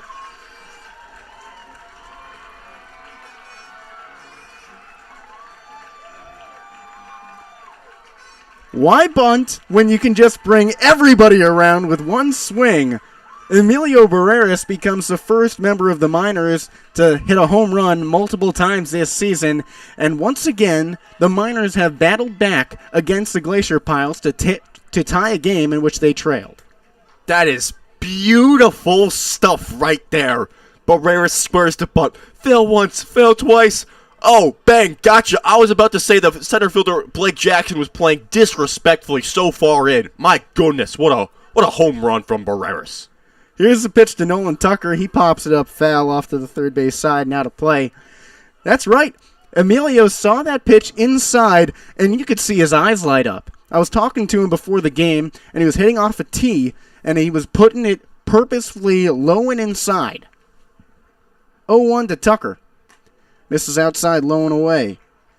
Barreras told me that he's been working on hitting those inside pitches. He's pulled the ball a lot this season, and that's been a good sign because that's where his power has developed. 1-1 to Tucker. He swings, drives it to right field, hangs up, going towards the wall. Rodriguez can't find it in the sun. Now with one hand on the fence, he makes the grab. A lot of pop in this Mat-Su lineup. Nolan Tucker almost took it yard, but not quite. That brings up the top of the order with one out, though, and the base is empty. Caleb Hanna is 0 for 2, searching for his first hit today. With the presence of Alex Vergara in the lineup, this now means that your 8 and 9 hitters today, Barreras and Tucker, are sending it that far. Watch out, opponents. Here's the pitch to Hannes. Misses up high and inside. That was your notice to watch out at the plate. Joe Iglesias almost kissed him with that pitch. Hey now. 1-0 the count. He deals. Swung on, popped up, first base side and foul. Barraza chases but quickly gives up. That ball out of play over the Matsu dugout. And if you're wondering, no, Joe Iglesias has not surrendered a home run before today. So Emilio Barreras becomes the first minor with 2 home runs and the first one to batter one out off of Iglesias. 1-1 to Hanna's. This is blown away for a ball. 2-1 the count now. Matsu trailed 4-1 when this inning started, but with one swing of the bat, Emilio Barreras tied it up at 4-4. 2-1 pitch. Hanna swings, corks it foul down the third base side. Third base coach and acting head coach Kyle Watson had to duck.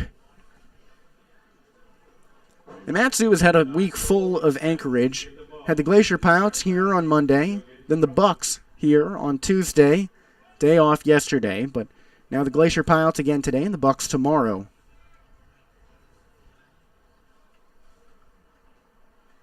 2-2 to Hanna's.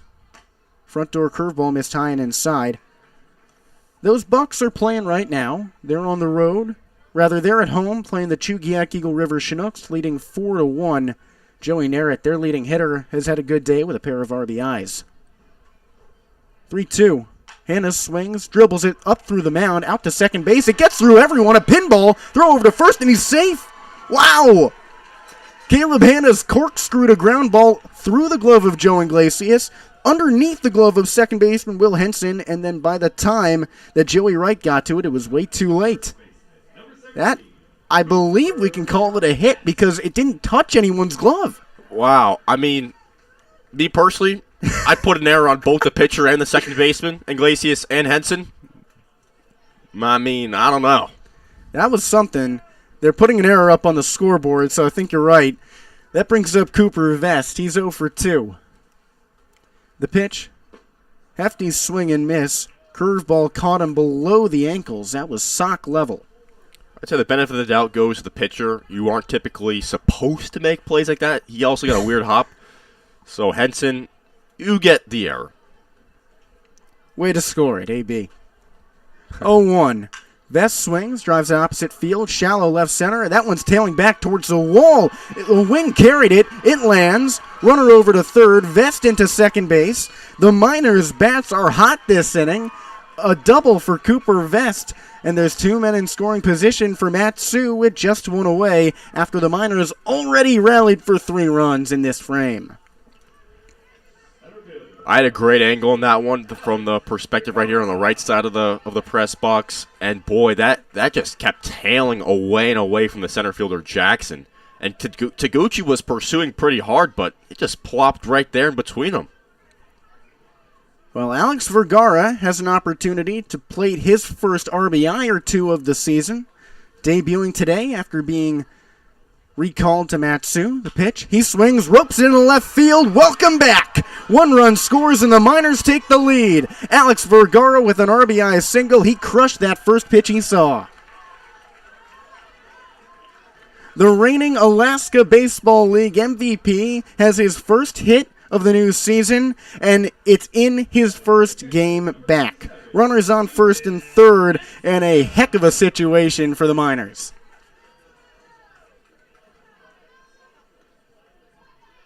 That brings up Steven Lancia. He's the bat you want at the plate to keep a rally going if you're Matsu. He's had a hit in every single game in which he's been a starter, including one today. Reached on a hit by pitch last time up. Lancia enters this game batting right at .500 on the season. Righty-righty matchup, 1 away still. The pitch. Misses up high. Changeup didn't look good enough. That's ball one. 5-4 the Miners lead. Bottom of the fourth inning. A 4-run frame for Matsu. Iglesias from the stretch. Kicked up dirt with that. 2-0 count. I mean, how similar have these games against the Glacier Pilots been as of late? Anchorage goes up, and then Matsu comes back. Each of the last three have been exactly like that. Iglesias deals a 2-0. Lancia watches a fastball at the knees for a strike. You go back to last Wednesday. The Miners trailed 5-0. Braden Rogers hit that home run to inch back, and then there was that 7-run sixth inning. Back on Monday, it was 4-0 Glacier Pilots. 2-1, misses Lone away, skips away from Wathen. Another run scores. Cooper Vest crosses home. Vergara's to second base. A wild pitch makes it a 6-4 lead for Matsu. And it was mistakes exactly like that that allowed the Miners to climb back on Monday. First they were down 4-0, then it was 4-4, then 5-4 Glacier Pilots, and the Miners mounted another 4-run inning to win the game. 3-1 count for Lancia, runner on second. Iglesias deals, swung on, smacked to third base, through the glove of Will Carpenter. Lancia is aboard with a hit, and Vergara swiped third on a close call. Runners on the corners. This inning just keeps getting better and better for Matsu, who now has the hottest hitter in the game, and Maddox Haley up at the plate. He's the ninth batter this inning, and over his last 10 games, including today, he is 13 for 37. That's hitting at over a third. That's getting on base more than a third of the time you have an at-bat. And an infield-only mound visit to talk to Joe Iglesias. Huck Wathen has his hand on his shoulder, talking him down. If there's anyone who's had a good day on this Anchorage squad, it's Huck Wathen. He had his first multi-hit game in his first two at-bats. Absolutely, but I tell you who's having a bad day. It's Joe Iglesias. He's only recorded one out, and that was a near home run off the bat of Nolan Tucker. I mean, you go down the list. Walk to Rogers, home run to Barreras, a long fly out by Tucker, an error committed by, Henson and theoretically also the pitcher Iglesias. Then a hard hit double by Vest that found the gap. Then a hard hit single by Vergara and another hard hit single by Lancia. Yeah, that baseball has been tattooed all over the yard this inning. And a mound visit official from the coach now to talk to Joe Iglesias. And this is the end of his day. Two pitchers, one inning. Neither of them can make it through the entire frame. So a third arm coming on to make it out of this fourth inning for Anchorage. We'll be back with the new pitcher, his name, and more about him in just a moment. But the Miners have popped off for 5 runs through 8 batters, and now it's up to Maddox Haley to keep the good mojo alive. Stay tuned. Matsu Miners baseball carries on with a 6-4 lead.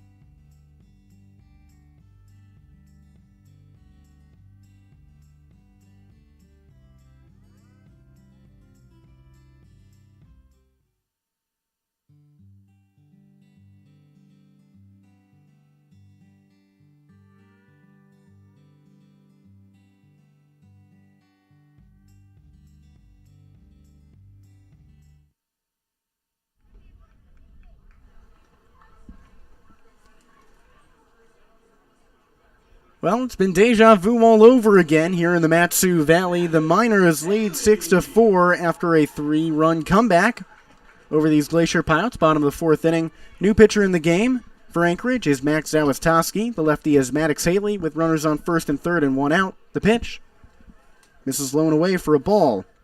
Jesse Cook with you alongside Austin Barach.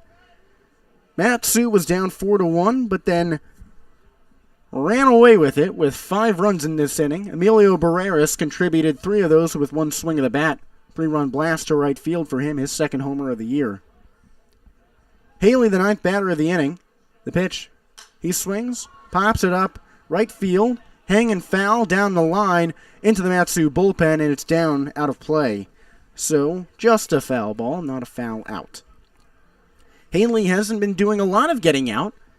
If you were here before the break, you would have heard that Haley in the last 10 games, including today, is 13 for his last 37. That's an incredible mark.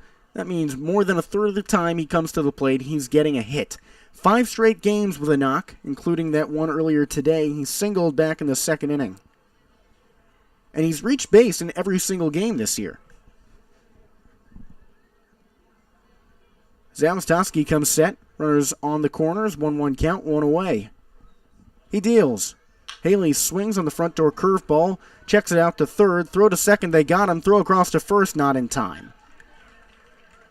Vergara held at third, and now it's the same situation with 2 away for the next batter, Caden Carpenter, who led off this inning with a walk. Number 38, Caden Carpenter. Carpenter today, 1 for 1. He singled on the infield grass his first time up on a dart to first. Zawistowski from the stretch. In the dirt, Wathen range to his left to block it. 1-1 the count. This is the 6th appearance for Zawistowski this season, 2nd time going up against the Miners. He last pitched against Mat-Su back on June 19th. Glacier Pilots won that game 7-2. The pitch. That's in the dirt for a ball. 2-0 count. With Tyler Brunn not coaching this team today. He was ejected from the last game, which is an automatic suspension. Kyle Watson is the head coach, and Steve Hecker, the pitching coach, now can't be on the bases because he has to be the bench coach. 2-0, Carpenter swings and cuts it foul down the left field line, out of play. So, your first base coach for the Miners today is Ace Whitehead. He was the starting pitcher on Tuesday when the Miners played the Bucks here at Herman Brothers Field. Yeah, there he is. Blonde hair and everything with the shades.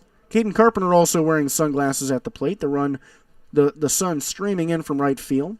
The pitch, he swings and fouls it off to the left again. There's also some action in the outfield of the avian variety. A bunch of seagulls landing on the field around Blake Jackson in center. He keeps having to move out of their way. This isn't Endicott College, home of the Seagulls. It's not even a coastal town. Palmer is like an hour inland. There is a nice river, the Kinnick, Yes. but besides that, not a lot of water. The 2-2 misses in the dirt. Full count for Carpenter. I mean, these Seagulls are flying all over the place. They're causing havoc. They're making their shadows across the field, and now making chaos for all these fans. I mean, there's well over 1,000 fans here in attendance for Military Appreciation Night. That's right.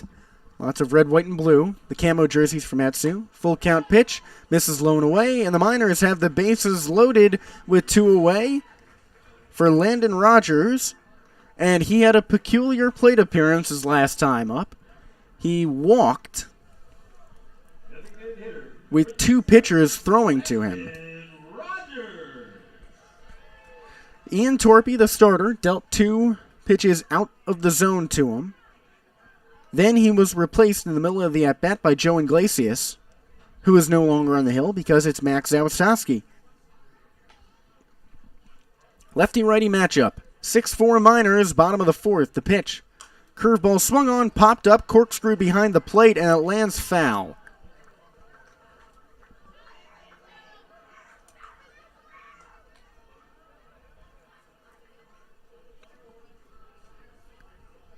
So an 0-1 count for Rogers. 0 for 1 today. He drove in the Miners' first run, but it won't appear as an RBI because he did it with a ground out into a double play. 0-1 for Rogers. Bases loaded, 2 away. The pitch. Swings and misses behind the fastball, high and away. 0-2. Rogers, he struck out 11 times this season.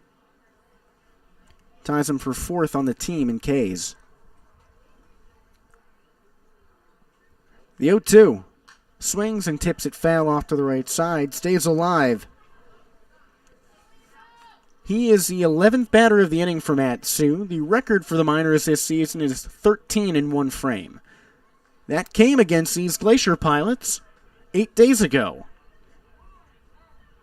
Matsu scored 7 runs in that 6th inning of the second leg of the doubleheader, another 7-inning affair, as was the first game in that doubleheader. Look at the shading of the outfield. Jackson shading towards right. Taguchi way far off in left field. That's right. Ranged off towards the right side. The pitch. Misses inside. Rogers says it hit him. The home plate umpire brings him all the way back. And now there's going to be a discussion because Landon Rogers says he could feel it on his inside foot. Yeah, I could hear the contact. That definitely skipped in there and it hit Rogers. That's what I saw. Third base coach Kyle Watson talking it over with the home plate umpire, and he's going to bring in the others. Now, in baseball, it is an automatic ejection if you argue balls and strikes. But a hit by pitch is not part of that argument. So Tyler Brunn was ejected on Tuesday for arguing balls and strikes and really laying it into that home plate umpire. But the reason that neither Rogers nor Watson was even fired up or considered for something like that is because a hit by pitch is not arguing balls and strikes. So this will be a long pause on the field. Home plate umpire looks at Rogers and tells him to grab his bat again. That's a strange one, but 1-2 count now. Matsu can't exactly complain about this inning, even if they don't like that call. The Miners have scored 5 runs in this inning, with 3 runners on base. I think Landon should take justice into his own hands and hit a grand slam. That would do it. That would be retaliation. Bases loaded. The 1-2 swings, grounds it to short, scooped up, tossed across the diamond, and they got him. Not exactly the retaliation that you suggested, but the Miners still have a pretty solid inning. It started out trailing 4-1, but now Matsu leads 6-4. Vinny Bianchi, if you remember that name, he's a pitcher for Matsu. Last through a long time ago, hours, days, weeks, in the last inning. We'll be back, top of the 5th. Miners up by 2.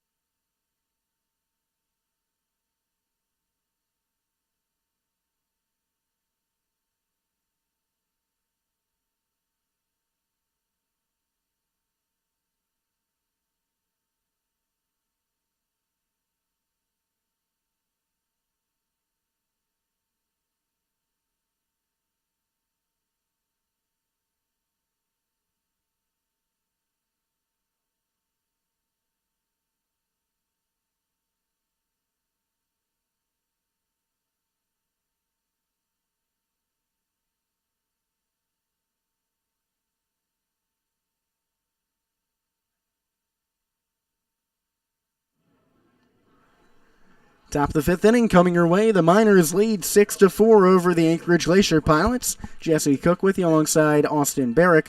Vinny Bianchi on the hill, his second inning of work, and he's got Stinson, Wathen, Wright, the 7-8-9 hitters. Stinson at the plate, 0 for 2. First pitch to the lefty, misses up high and away. Jacob Stinson has struck out twice today. We've talked about it before. We've got friends calling games on Cape Cod. That's where he was last year. The 1-0. Back to a curveball for a strike. Stinson spent some time with the Orleans Firebirds on the Cape. Out in Massachusetts, our home state. The 1-1. pulls back on a bunt. Pitch missed up high for a ball. Stinson out of UC Irvine. Used to play at Nevada. That's where he was a Mountain West champion in 2021. 2-1 pitch. Swings and foul tips it behind the dish. 2-2 count.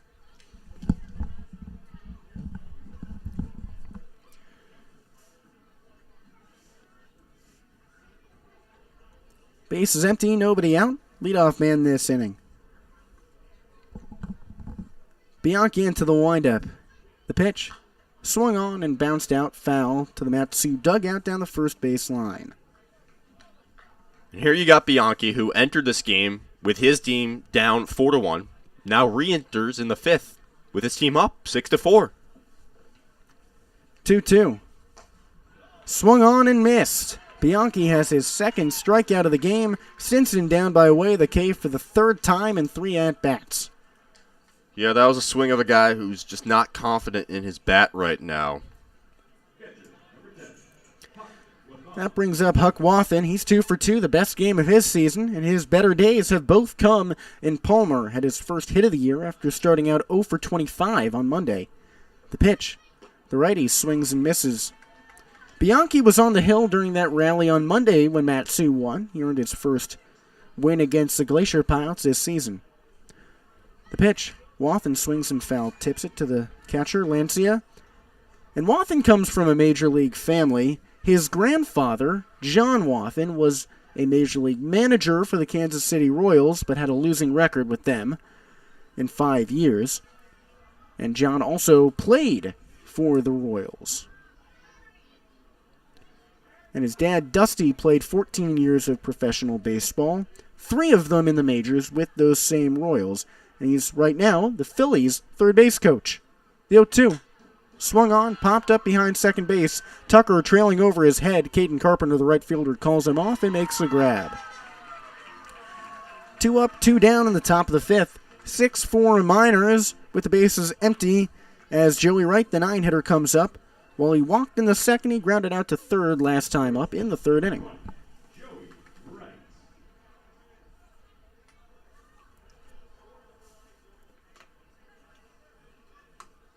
Wright bats from the right side. Bianchi's first pitch is a slider lown away for a ball. Wright out of UC Davis.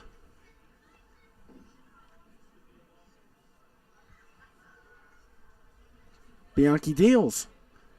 Same spot with the slider, lown away and nearly in the dirt for a ball. That one actually did kick up some chalk.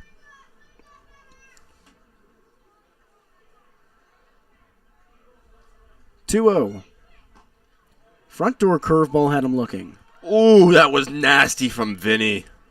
Yeah, the movement, late breaking, that was fun to watch. 2-1 pitch. Swung on, corkscrewed to the left side, right side rather. Second baseman Tucker has it, fires on to first, and he got him. 1, 2, 3 go the 7, 8, 9 hitters for Anchorage. So we head to the bottom of the fifth. Matsu's got 8-9-1 with Emilio Barreras, who hit that home run, then Nolan Tucker and Caleb Hannas. Stay tuned, we'll be back. The Matsu Miners Baseball Network carries on.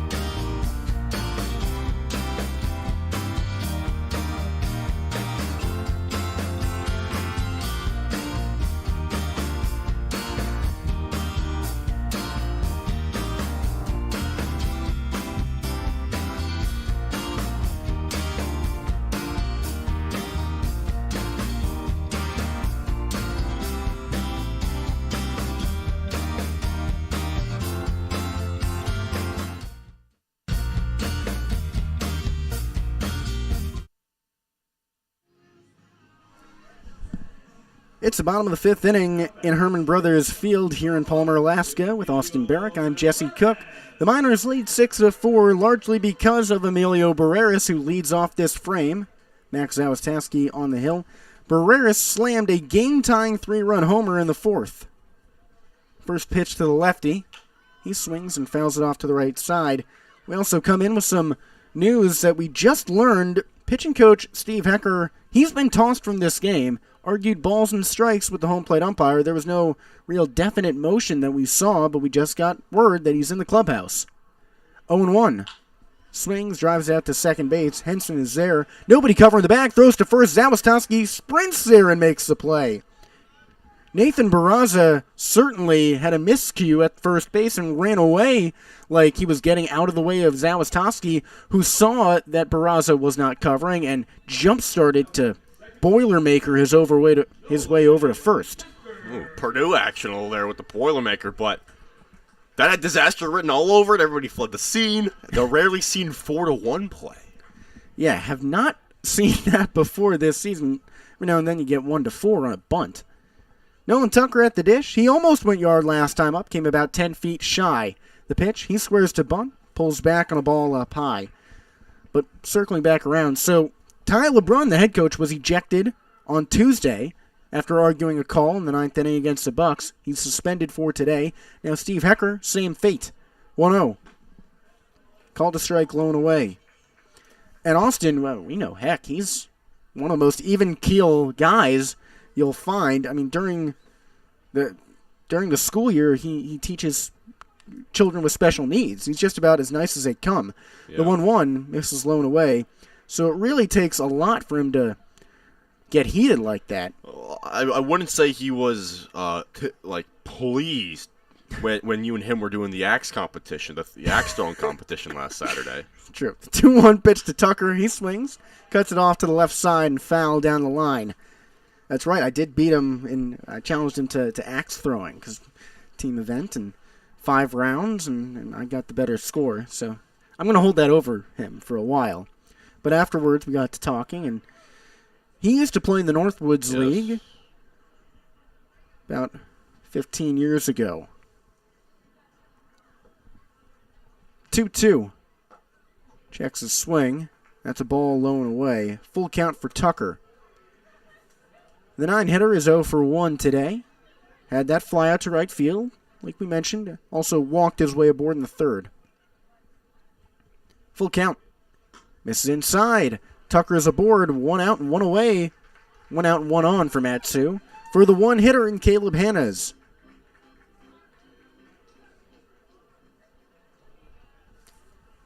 Speaking of the nice values around these Matsu coaches, Kyle Watson, the acting head coach and now the only coach today, has his family up here with him from Texas. Saw his wife and kids traipsing around, getting a nice view of the ballpark. Pitch to Hannas. Called strike at the knees. Of course, Ty LeBrun is going to be a father soon. He's expecting a child around the end of the season. Brooks. It's true. The name is Child Brooks. Good athletic name. 0-1. Swung on, roped out to second, leaping grab. No, Henson dropped the ball! So Hannas is safe at first. Henson flips on to second base. So Tucker is out. That's a confusing one. Tucker doesn't know what hit him. Has no idea what happened. He did the right thing. Will Henson leapt and looked like he caught the ball. He turned his glove around. And now Nathan Barraza motioned like he was tagging Caleb Hannas off of first base. But he made no motion to go to second. So that's a lot to unpack in one play. A would-be line-out if Henson could have held on to the ball. So instead of Tucker being on first base, it's now Caleb Hannas with 2 away. Not exactly a poor trade, both of those pretty fast guys. Now Cooper Vest at the dish. He's searching for his second hit today, doubled last time up. First pitch. This is up high for a ball. That's right. Tyler Brunn naming his soon-to-be son, Brooks. You get Brooks Koepka, who won the Masters. Brooks Robinson, a great player. Brooks has 1-0. Koepka's yet to win the Masters, but he is a 5-time major champion, including a 3-time PGA Championship champion. That's right. Who Yes. was it? Koepka lost the Masters to John Yeah. Rahm. Yes. That's right. Yep. 2-0. Swing and a miss. Vest tied up inside. 2-1. That's right. What did Rahm beat Koepka in the finals? Koepka finished second place at the Masters. He had a lead through 54 holes, and wasn't his day on that Sunday. Sounds like me when I play golf. Except it's not my day any day. 2-1. Hannah's off for second. Swung on. Chippered out to shortstop. Wright throws on to first. Got him by a mile. Matsu threatens in some way in the bottom of the fifth, but doesn't bite. So we move on to the sixth inning. 6-4 Miners due up for Anchorage as the top of the order in Taguchi, Jackson, and Barraza.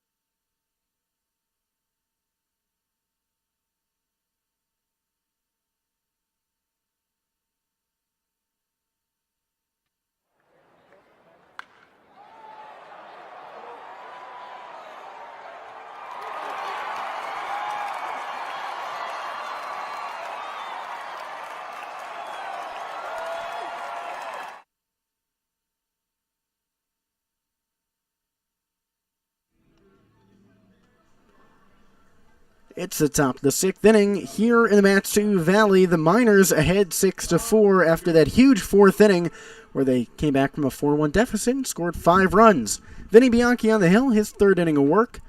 His first batter is Con Taguchi, the leadoff man in this Anchorage lineup. I'm Jesse Cook. To my right is Austin Barach. Bianchi fires, Taguchi swings, ground ball out to second base. Tucker fields it, lobs it on to first, and he got him by a step and a half. 1 up, 1 down on 1 pitch to the 1 hitter. And that brings up Blake Jackson. He's having a good day at 1 for 2. Doubled way back in the first. That was an underrated, really athletic play by Tucker. He charged it, timed up the low hop, and threw over his shoulder in a big circular motion to get the out. Really a tough play. Almost looked like he flipped the ball over his head. First pitch, the lefty watches a fastball right down the middle for a strike. Jackson out of the University of Charlotte. Pitch misses inside for a ball. Talk about how Nolan Tucker is a good fielder. Well, Blake Jackson equally as efficient in the field. Only 1 error this past season for him in the NCAA. 1-1 pitch. Backdoor curveball missed, blown away.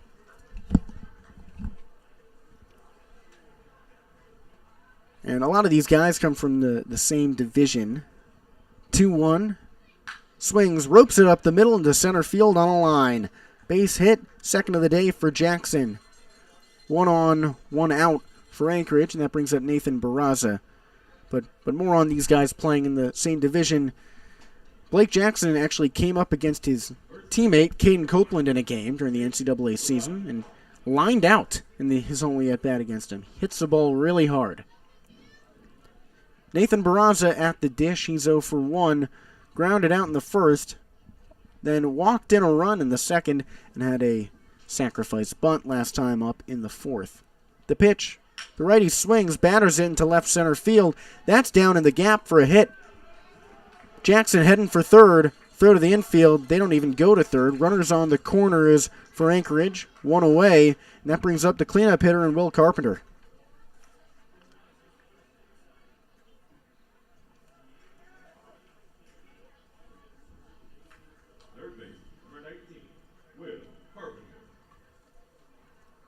Carpenter, he's 0 for 2. Walked last time up in the fourth.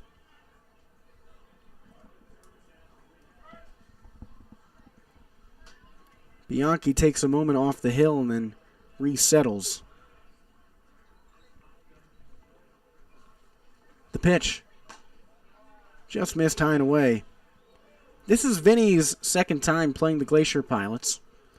And that first outing on Monday allowed just 1 hit in 3 innings of work, no runs. Has not allowed a run to Anchorage today, but the Glacier Pilots threatening. The pitch is called a ball, low and away. Runners on the corners with 1 away, a 6-4 lead for Matsu. Bianchi also loaded the bases earlier, but got out of that without a scratch. 2-0 pitch is fouled back. Came in, allowed a hit to his first batter in Taguchi, walked Jackson. Then Barraza moved both those runners over to third. Carpenter walked, but then Bianchi rebounded with a strikeout and a groundout to Henson and Rodriguez. 2-1 pitch. Swings and drives it into right field. That's a hit. 1 run scores for Anchorage. Everybody else, just 1 base. 6-5 Matsu. Will Carpenter has an RBI single. Barraza moves into second and Jackson scores. That's a very good sign if you're Anchorage, because it's hard to come back after a team puts up a 5-er on you in 1 inning. Mound visit for Matsu. Kyle Watson, now the only coach on this Matsu bench after the ejection of Steve Hecker, talking to Bianchi. Normally, you'd know that when the head coach came out that the pitcher's day was done, but there's nobody even warming up in the Matsu bullpen.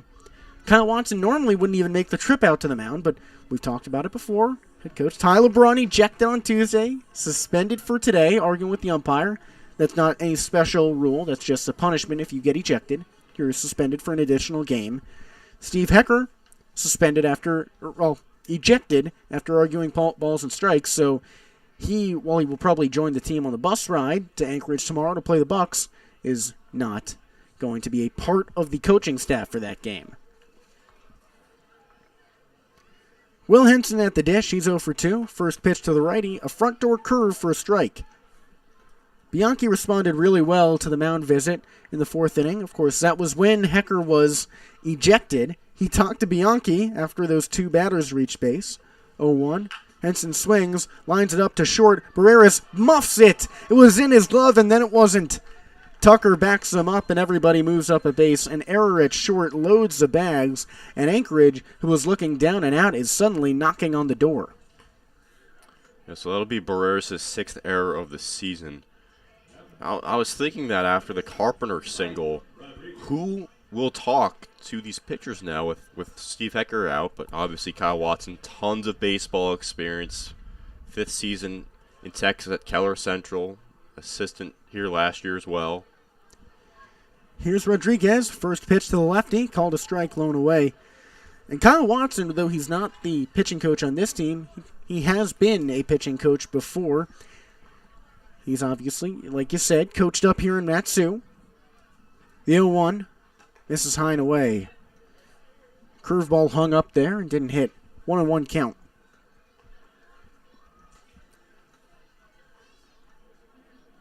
Rodriguez entered this game with a .364 batting line, 12 RBIs on the season. The 1-1 swings and screwballs it to the backstop, foul. 1-2 the count. Big spot for Bianchi. Double play would end the inning. A strikeout would give you some confidence. Preston Showden now warming up in the Matsu bullpen, another righty. The 1-2 swung on and put foul off to the left side. Henson, the runner on first. He reached on that error at shortstop. Will Carpenter on second base and Barraza on third. Blake Jackson scored this inning. Bianchi comes set. 1-2 count, 1 away. The pitch. Swings, ropes up the middle. Barrera stabs it out of midair and runs to second base. Poor judgment by Will Carpenter, and Emilio Barreras immediately recovers from that error. Swift play at second for an unassisted double play. We move on to the bottom of the 6th inning. It's 6-5 Miners. Coming up in the bottom half of this frame, Alex Vergara, Steven Lancia, and Maddox Haley, those 3, 4, 5 hitters. We're going to keep it here because we got the answer to that trivia question from before. So we'll slow it down with some nature for you. Austin, we went to Denali National Park yesterday.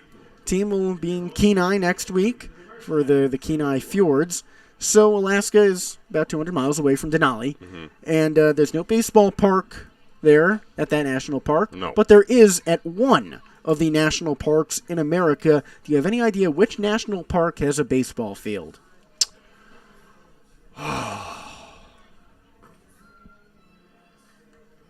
Is the Everglades a national park? Is there a national park in there?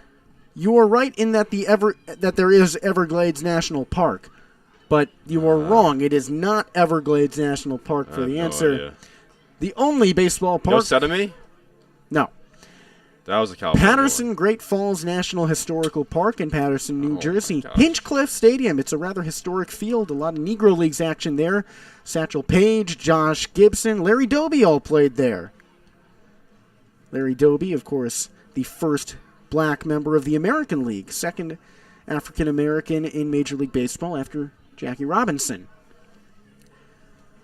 We're back here in the Matsu Valley with the play. 6-5 Miners, bottom of the 6th inning. Jesse Cook with you alongside Austin Barach. Max Zawistowski on the hill, his second inning of work. He's got the 3-4-5 hitters in the Matsu order. Alex Vergara, Steven Lancia, Maddox Haley. Vergara struck in his first hit of the season last time up. Of course, this is also his debut with Matsu. Out of Lipscomb. The pitch. He swings and fouls it off of Wathen's gear, right off his shoulder pad. Vergara, the reigning ABL MVP last season. Came back to the minors after Ryan Schlotzauer, a pitcher, had to go home with an injury on his arm, get that looked at back in Texas. So his season is over, and that gave head coach Tyler Braun cause to call back one of his favorites, and Alex Vergara. Today he's 1 for 2, had that RBI single last time up, also reached on a hit by pitch. Lefty on the hill, righty at the dish. The pitch. Misses high and away for a ball. And I was talking with Tyler Brunn before the game during batting practice. I was talking about Alex, and Ty said, "You know what? He's good sometimes." I'm like, "Well, anybody, You want him to be good all anybody the can time. be good sometimes." The 1-1 misses inside. I could be good maybe half of some time if I play baseball. But I'm sure Ty was just, I'm It's one of those baseballisms. Yeah. Well, it was lower the expectations kind of thing. 2-1. Vergara swings, pitter patters it out to second base. Henson fields it and throws across the body for the out. Yeah, that's like one of those, if you come to a fork in the road, take it metaphors. It's got to be a yogiism in there. But Vergara out on the ground out. He had a great college season at Lipscomb. 23 home runs. That's more than double any other player on the minors. Almost 3 times as much as the top home run hitter in Cooper Vest. He had 8 during the college season. Steven Lancia at the dish. He had 7 home runs at UT Rio Grande. First one to the righty. Check swing. Missed up high and away for a ball. Lancia, 2 for 2 today. Also reached on a hit by pitch right after Vergara reached on the same HBP. 1-0. Fastball hit the lower inside corner. Lancia, this is his 10th appearance in a game. He started in 8 and has hits in all 8 of those. The 1-1. Missed up high for a ball. The first time he played against these Glacier Pilots was in the first leg of that doubleheader a week ago Wednesday. Didn't have a hit then, but then did get on base with a knock in the second game. 2-1. Swings, dribbles it down the third base line. Carpenter tries it. He watches it sit on the line. Home plate umpire Aiden Sessler says it just meandered foul. It looked like one of those perfect swings that is not by any means good contact, but just stays right on that chalk, but not quite. Right. We were watching the Padres-Pirates game earlier today, and a batter for Pittsburgh hit a ball very similar to that, and Manny Machado, the third baseman for the Padres, let it watch and stay fair. That's right. That was a fun game. Padres were up 4-0, and the Pirates came back and won 5-4. Reminds you of this game a little bit. 2-2. Lancia swings, cuts it foul down the first base line. Miners trailed 4-1, now lead 6-5. And let's go out across the major leagues. Tigers ahead of the Rangers with a win today. That's a big upset. Guardians lost to the Royals in the 10th inning, 4-3. Yankees, the day after Domingo Germán pitched that perfect game, won 10-4 over the A's in Oakland. 2-2. Lancia watches strike 3, lone away. Twisted away from him, and there's 2 up, 2 down for the Miners in the bottom of the 6th. Brings up Maddox Haley. Elsewhere in the major leagues, the Marlins bested the Red Sox 2-0 today. White Sox beat the Angels 9-7. Blue Jays beat the Giants 2-1. Brewers in New York beat the Mets 3-2. You had the Astros blasting the Cardinals 14-4. Phillies beat the Cubs 3-1. And then that 15th game of the day, rather 12th game of the day, pitch. Haley swings, cuts it out to short, backhand field, throw across to first, and they got him. And as I was saying, bottom of the 5th, Dodgers lead the Rockies 11-3. Miners lead these Glacier Pilots 6-5, but Natsu goes 1-2-3 in the bottom of the 6th. When we come back, it'll be the 7th inning, and the Glacier Pilots will have the 7, 8, 9 hitters in Stinson, Wathen, and Wright. 6-5 Miners, we move on.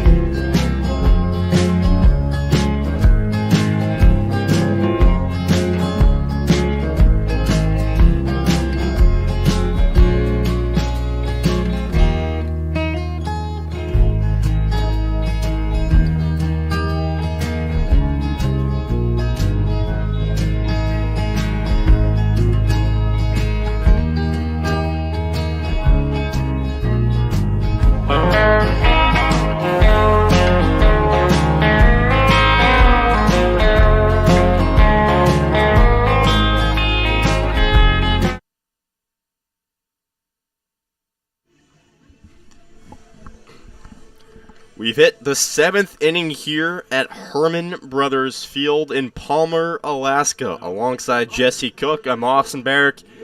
And into the game for Matsu is the right-hand pitcher, the submarine-style Larry Westall out of Incarnate Word. We last saw Larry just a couple days ago against the Bucks. Back on Tuesday, tossed 2 scoreless innings, allowing just 1 hit, 1 walk, and struck out a batter. So we did good work on Tuesday against the Bucks. He enters today's contest with a 3.09 earned run average across 5 appearances, 11 2/3 innings pitched. And he's set to face the bottom of the order for the Glacier Pilots in Jacob Stinson, Huck Wathen, and Joey Wright. But we have our first pinch hitter of today, Andrew Lamb, the lefty with no batting gloves. He homered here on Monday, and he takes a pitch that runs inside ball 1. So he replaces Jacob Stinson, who struck out 3 times. So you can see the obvious change there from Garrig Mosiello, the head coach for the Glacier Pilots, as Lamb takes a strike right over the middle. Count evens up at 1-1. Lamb this season batting .222, 6 hits in 27 at-bats. Of course, that home run came on Monday against Cannon Daly, the starter for the Miners. The pitch drifts inside again. 2 balls, 1 strike to Lamb. Overall against the Miners, Lamb is batting .154, 2 hits in 13 at-bats, but 5 RBIs. He's also struck out 6 times against Matsu. The 2-1 swings and cuts it back. 2 balls, 2 strikes.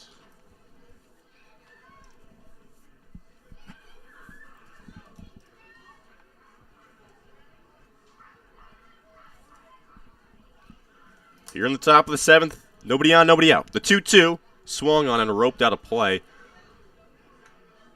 over the fencing on the third base side. Great crowd today on Military Appreciation Night. Great pregame festivities. And it's turned into a nice night here as the clouds moved away for the sun. The 2-2 swung on, popped up. Left side of the infield, Barach calls off Caleb Hannes, and the shortstop makes the catch for out number 1. Heading back to last inning, that's 3 straight hits his way. One was an error, the next was an unassisted double play, and now that pop out.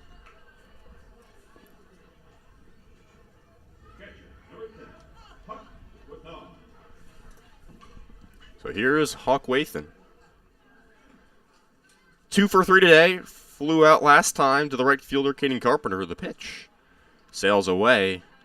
Lone outside, ball 1. He had an RBI double back in the second and a single back in the third.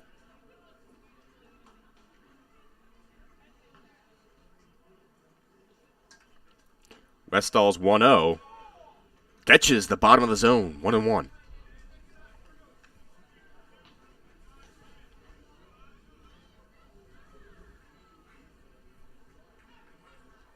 The 1-1 swung on and missed. Strike 2.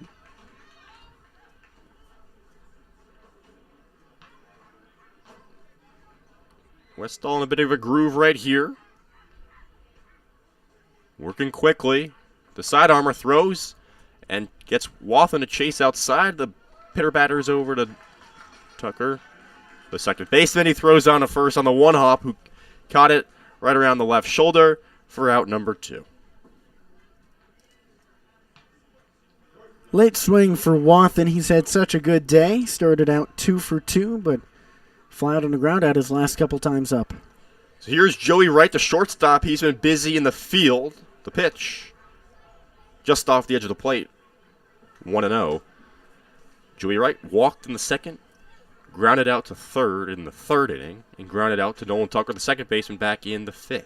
So he's 0 for 2. The pitch runs in, 2-0 the count.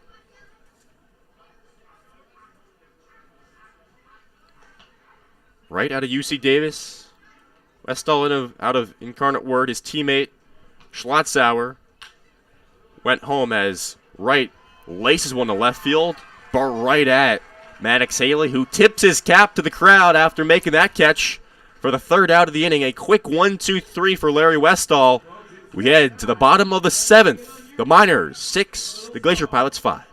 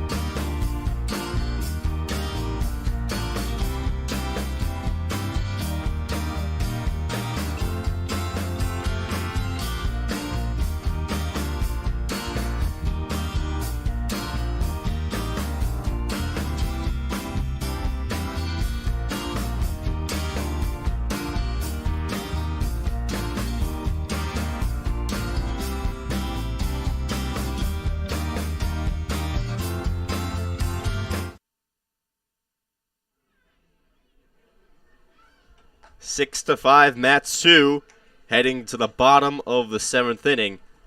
Mac Zawistowski still on the hill for Anchorage.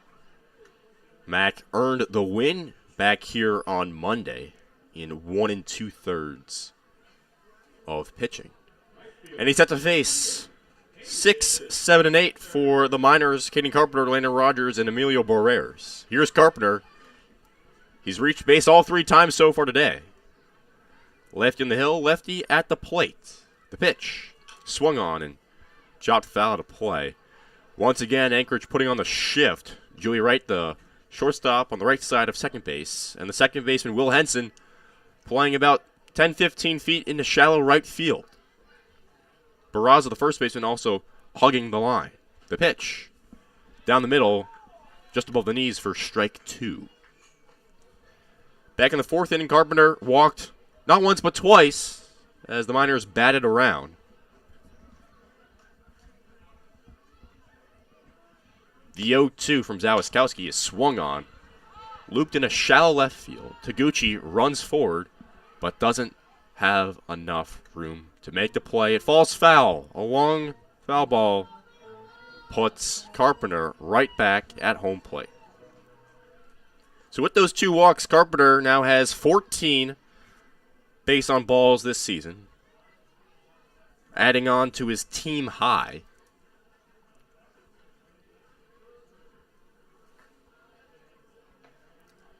Carpenter, of course, out of American Fork, Utah,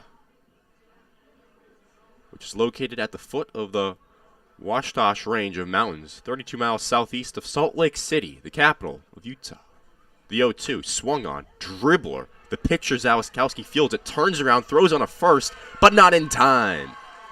Caden Carpenter is on with a swinging bunt. And there's a runner on with nobody out for Landon Rogers. Multi-hit day for Caden Carpenter, both on infield knocks. Wow, remember he had an infield single and a bunt attempt a few games ago as well. So here's Landon Rogers, the designated hitter. Had an RBI on a double play back in the 2nd, walked and grounded out in the 4th. He was the 2nd and 11th batter of that inning. The pitch nearly plunks him on the left forearm, but a ball. Matsu scored 5 of its 6 runs so far back in the 4th inning, leads the Glacier Pilots 6-5. Here in the bottom of the 7th, 1 on, nobody out. The 1-0 pitch, swung on, popped up, but out of play. 1-1. Rogers out of Santa Fe Community College, home of the Saints. A 6'4", 210-pound rising sophomore.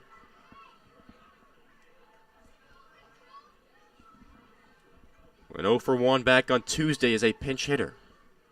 Zawiskowski checks first, throws home, and fires outside, ball 2.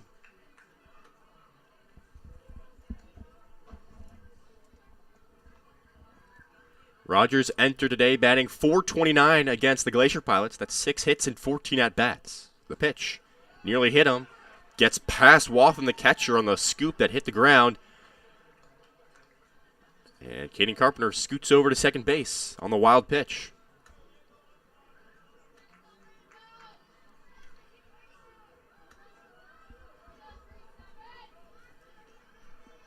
Three and 1 the count to Landon. With the runner in scoring position now, nobody out in the bottom of the 7th. The pitch, too far inside and low. And Landon Rogers works his 2nd walk of the game. 2 runners on, nobody out. Here's who you want up if you're Matsu. A guy with 2 men on base. And Emilio Barreras, who already has a 3-run homer today.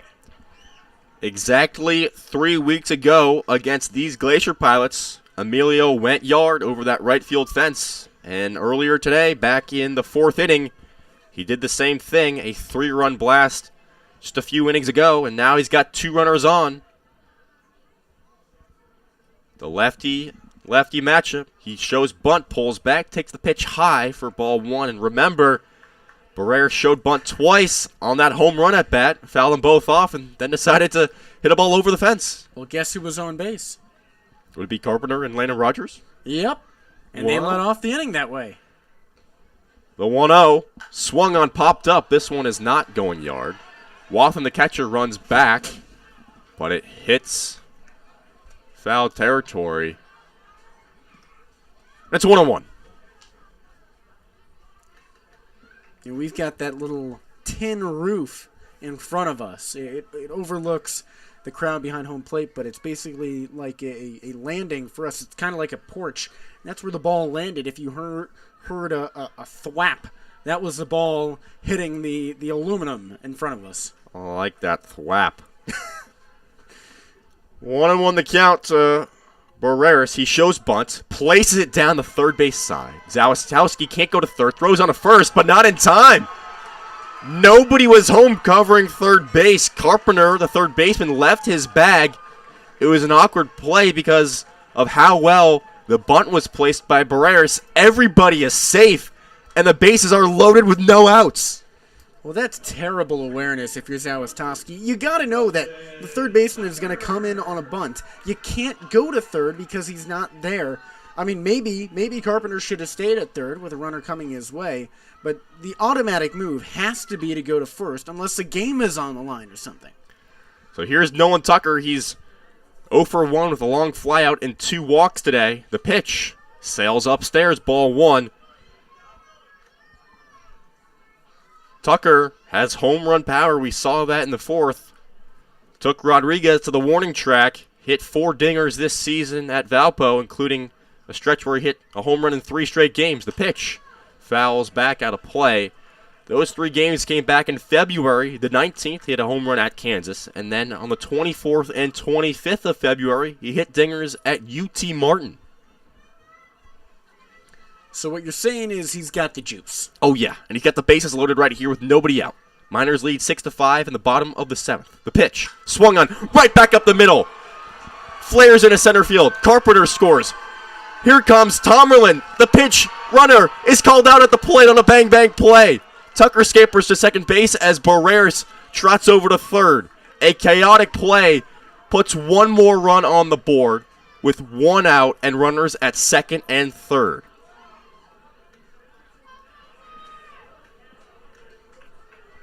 Well, that line drive hit off of Zawistowski's glove going up the middle and almost resulted in a diving catch by Joey Wright, but it just did not work out that way. So Tomerlin was pinch running for Landon Rogers. Rogers was today's designated hitter. And it leaves Caleb Hannes, the top of the order, up with 2 runners in scoring position and 1 out now in a 7-5 ball game.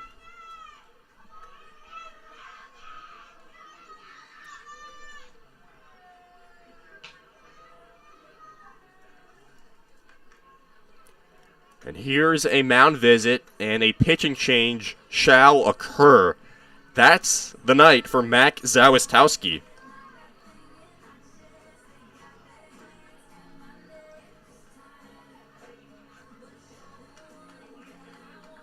The Miners have grown the lead. It's now 7-5 here in the bottom of the 7th. And we'll step aside for a quick break as the new pitcher gets warmed up. We'll be right back.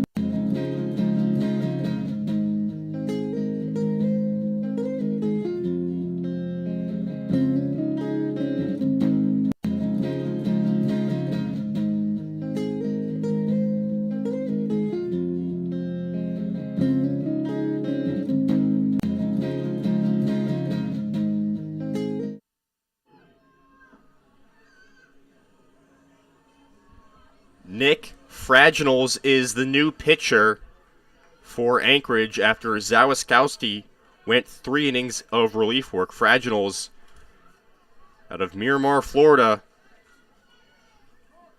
goes to Louisiana Tech. The pitch to Hannes is called a strike. Down and outside, I should say. 0 balls, 1 strike to Hannes, who popped up in the first, struck out looking in the third, reached on an error in the fourth, and reached on a fielder's choice back in the fifth on a hard hit ball to Henson, the second baseman. The pitch swung on. And corks it out of play down the first base side. 0-2 the count with runners on second and third, just 1 away. Fraginals last appeared on the 24th at Chugiak, went 2 innings, got the win, giving up just 1 hit. On the season, he has a 6.94 ERA. Infield is in with 1 out here. The pitch swung on, popped up, shallow right field. In charging is Rodriguez. He dives and makes the grab. Barreras tags from third. The throw not in time. Barreras in on the headfirst slide. That's a sacrifice fly for Caleb Hannes. The lead grows to 8-5 Matsu. Gutsy play by Emilio to charge for home on that. He knew Elijah Rodriguez would have to take an extra second stepping up to his feet, and he capitalized in every way. So here's Cooper Vest. Nolan Tucker remains on second base. He did not tag up on that play. But a runner scores. It's now a 3-run game. And they will appeal to third, not to no avail. The second base umpire says nope. Barreras was in fact good when he tagged up. So here's Vest, number 17 out of BYU. Struck out looking in the first, flew out to the center fielder in the third, had a double in the fourth, and grounded out to the shortstop in the fifth. 1 on, 2 outs. The pitch, big, cut and a miss, strike 1. This has been a chaotic game. Oh, yeah. A lot has happened here at Herman Brothers Field on this Thursday at the end of June. The pitch swung on, corked in a right field, but right at Rodriguez. Vest flies out to right, and that ends the inning, but not after Matsu adds on 2 runs. It's now 8-5 as we head to the 8th inning.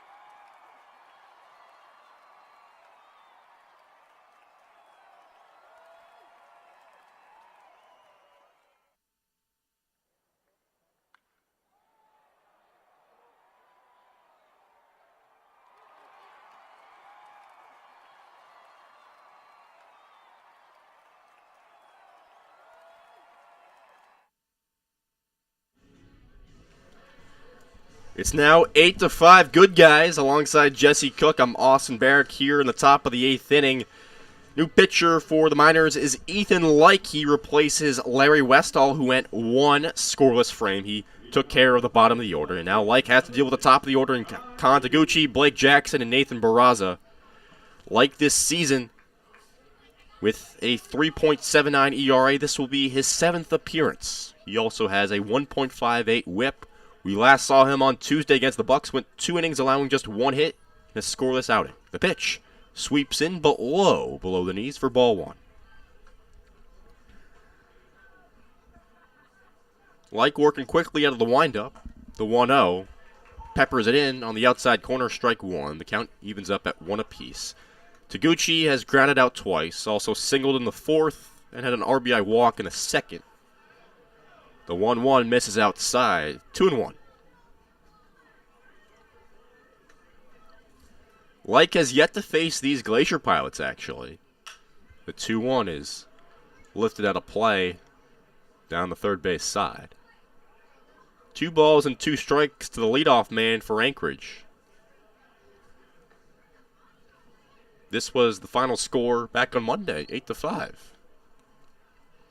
Likes 2-2, swung on and barely slapped out of play on the ground ball. The count remains 2-2.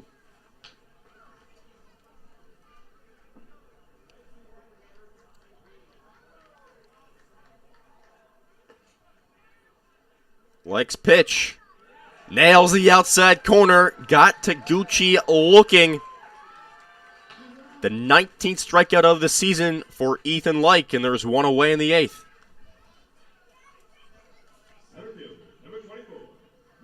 Didn't see a big argument from Taguchi. Emilio Barreras is his roommate at GCU, and he described him as a very laid-back, fun guy, so not one to argue a call. That's right. So here's Blake Jackson digging in on the lefty batter's box, and he swings and ropes one in a center field. A single on the first pitch he sees. There's one aboard. Back-to-back singles for Jackson, the center fielder, in this game. He's now 3 for 4 on the day. First base, number 22, Nathan Barraza. Here's Nathan Barraza, the rising senior out of CSU Northridge, hometown of San Marcos, California. 1-on-1 out. Likes pitch. Swung and fouled back out of play down the first base line. Barraza today grounded out to short in the first, had an RBI walk in the second, placed a sacrifice bunt in the fourth, and singled his last time up in the 6th inning. That was off of Vinny Bianchi. The 0-1 dips low. 1-1. Barraza this season has 2 home runs, the first of which came on June 7th against the Oilers. The second one came off of Matsu pitcher Mario Bejarano in that June 10th game as Like checks on first. That June 10th game was a resumption that actually occurred on June 21st. Barraza's homer was the one and only hit that Anchorage had that game, propelled them to the win, 1-0 last Wednesday. Likes 1-1, has to wait again. He does that pickoff move and checks back in on Jackson at first base. Well, Like has caught 2 runners by way of the pickoff this season. He's got a really deceptive first step to first. Jackson is 2 for 3 on stolen base attempts. He was caught stealing against these minors last Wednesday. The pitch dips below the knees and outside. 2 balls, 1 strike. He was thrown out by, I believe it was Grant Farlander last Wednesday in Anchorage. And he's checked on once more. Walks back, standing up. So Jackson a little bit annoyed with all these pickoff attempts, but Like's got his method. By the way, that caught stealing with Farlander's first time catching someone that way. The 2-1 swung on, blasted past Tucker in right field. Jackson puts on the brakes and is out at second base. Carpenter went right at Barreras, who is hugging the bag, and Barreras tagged him out on a bang-bang play. The head coach, Mosiello, will argue this, but the second base umpire is adamant. Blake Jackson is out, an outfield assist for Caden Carpenter. There's 2 gone in the 8th. That's a new one. Caden Carpenter with a cannon to the bag. Caught him sleeping. I mean, there's not much of a case you can make arguing that call either. Wow, what a headsy play by Carpenter. I mean, Jackson was set on third, put on the brakes, but not back in time. The pitch swoops in down the middle for a strike. to the cleanup man, Will Carpenter. Working on a 1-for-3 day with a walk in the fourth. Checks his swing. Didn't go around. 1 ball, 1 strike. 1 on, 2 outs. Matsu leads 8-5 in the top of the 8th. Like out of the stretch, deals. Bounces low, but stopped by Lancia. 2-1. Anchorage scored 3 runs in the second, 1 in the third, and 1 in the 6th. The Miners scored 1 in the second, 5 in the 4th, and 2 in the 7th. Likes 2-1 offering. Just outside, 3-1.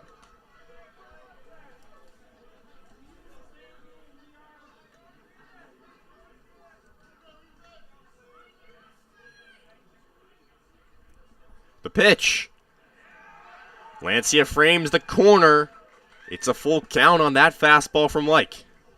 Yeah, give the catcher some credit when he frames a pitch. Saw a lot of people speaking out, saying great job by Kyle Higashioka catching the perfect game yesterday.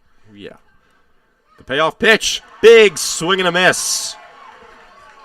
Like fans, his second batter of the inning. Carpenter down via the punch-out for the second time today. We've hit the middle of the 8th inning. The Miners lead 8-5.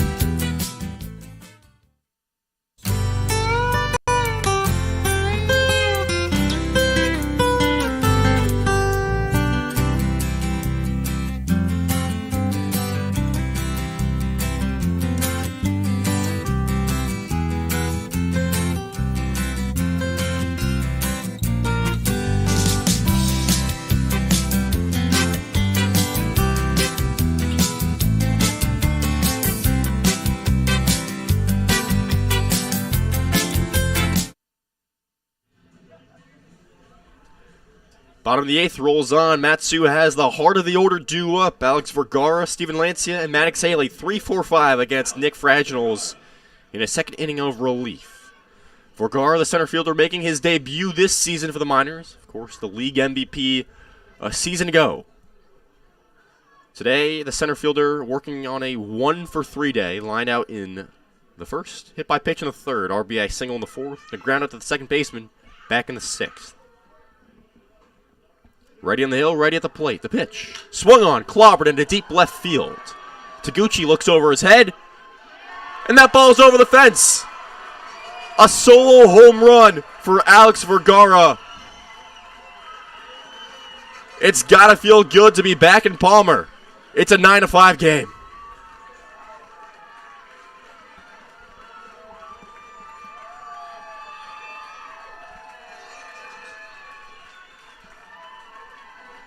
Vergara greets Lancia at the dish, who homered in his first start here last week.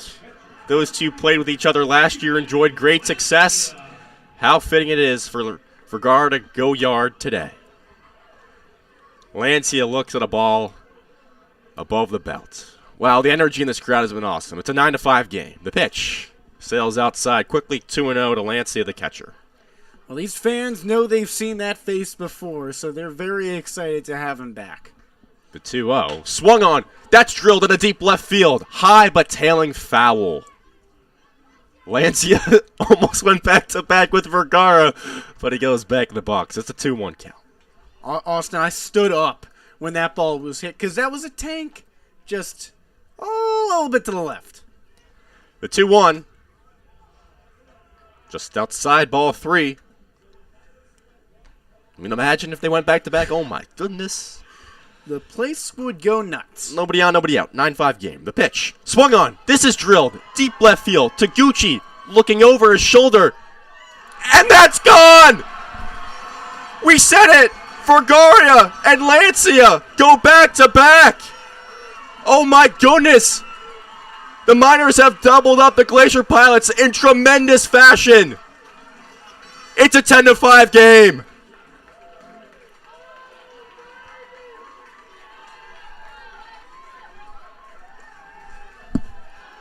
You can't even script this! Oh my goodness!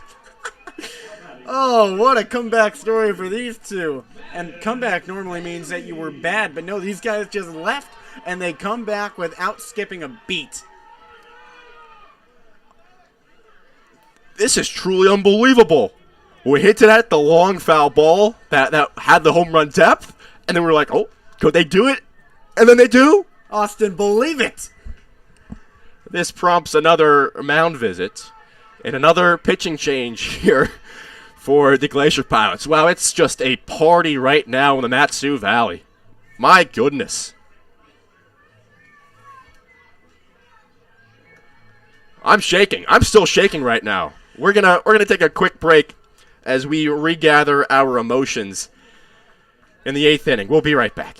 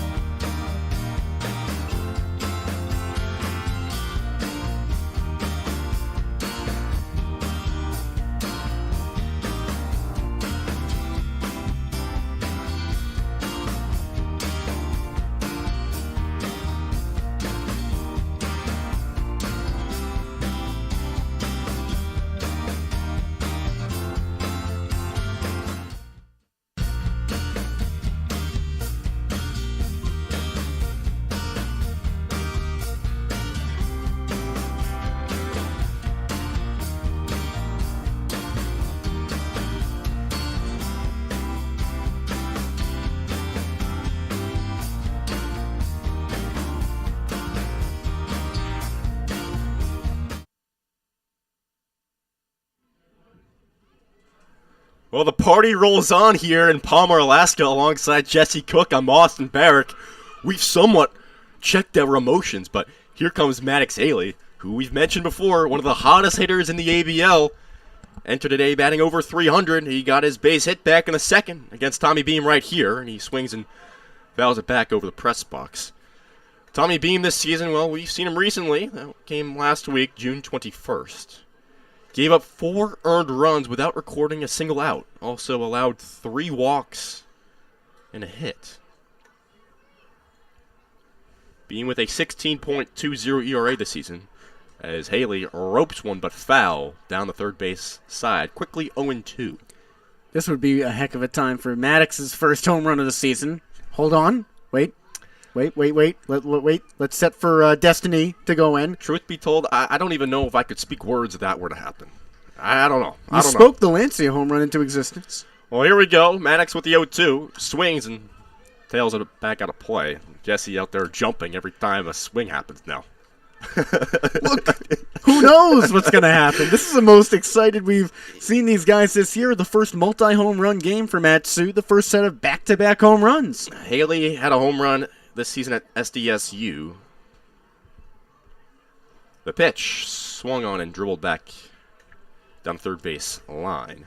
Yeah, I'm restless now. Every time he swings a bat, I'm like, oh, it's gone. That one was on the ground. That home run came on April 4th against UC Riverside. This feeling reminds me. I went to a Red Sox game in 2016 where Mookie Betts hit 3 home runs against the Diamondbacks. When he was up after that third home run, everyone thought he was swinging for the fences as Haley tails one down the right field line, but caught by Rodriguez. So he lines out right there, and mercifully for Anchorage, there's one gone.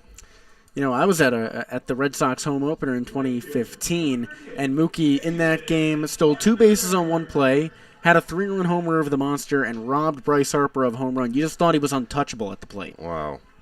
So here's Carpenter. Speaking of home runs, he had 2 this season at Utah, 1 this season. That came 3 weeks ago when he smokes one to center field. Jackson can't get there. It falls 1 hop in front of him, and Carpenter is aboard. How about this day for Caden Carpenter? 3 hits. Oh, yeah, 3 hits. He's reached base all 5 times.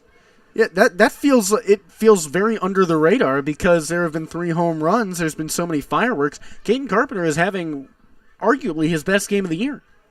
When you got Lancia, 3 for 4 with a home run. Barreras with a 3-run blast that ended up tying the game back in the 4th at 4-4, if you can remember that, as Tomerlin, who ran for Landon Rogers, is now pinch hitting for him here in the 8th inning.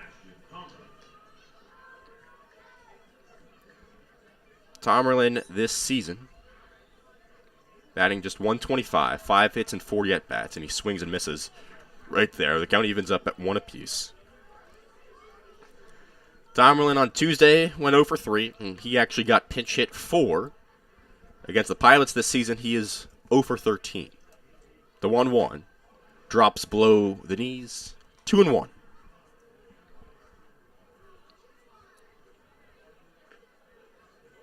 Last time Sebastian played the Glacier Pilots was last Wednesday, went 0 for 4 with an RBI and a strikeout. Beams 2-1, swung on and missed. 2-2.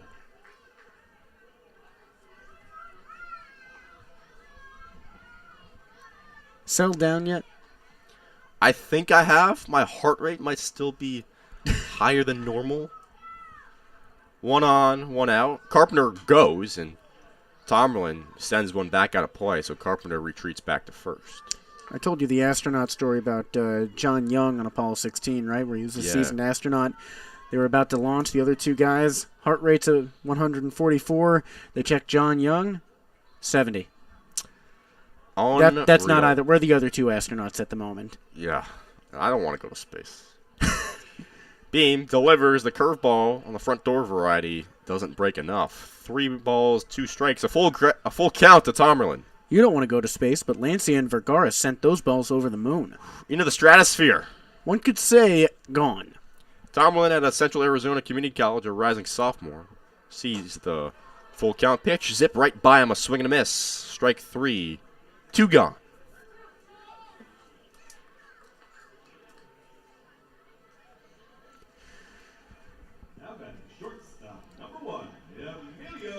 So here's Barreras, who somehow is just one of 3 players hit a home run today for Matsu. Unbelievable. The breaking ball doesn't break enough. Too high above the belt. Ball 1. Barreras, 2 homers on the season. Lancia joins him with 2 homers on the season. Carpenter has 1. Caleb Hannes and Cooper Vest each had 1, but those were an exhibition contest, so those don't count. Brandon Rogers has 1. The 1-0 swung on, flared in a shallow left field, but tailing out of play. 1 ball, 1 strike to Barreras.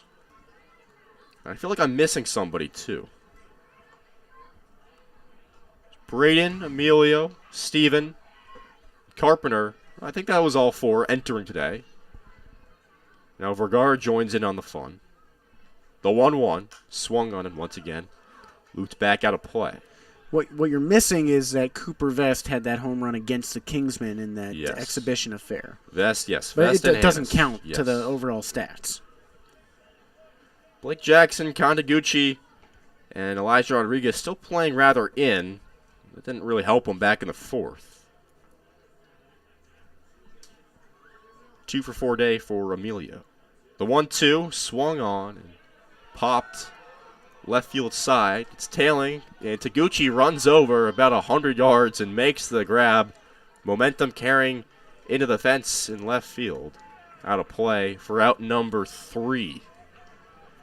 But boy, oh boy, do we see some fireworks after a pair of solo shots from Alex Vergara and Steven Lancia in back-to-back at-bats.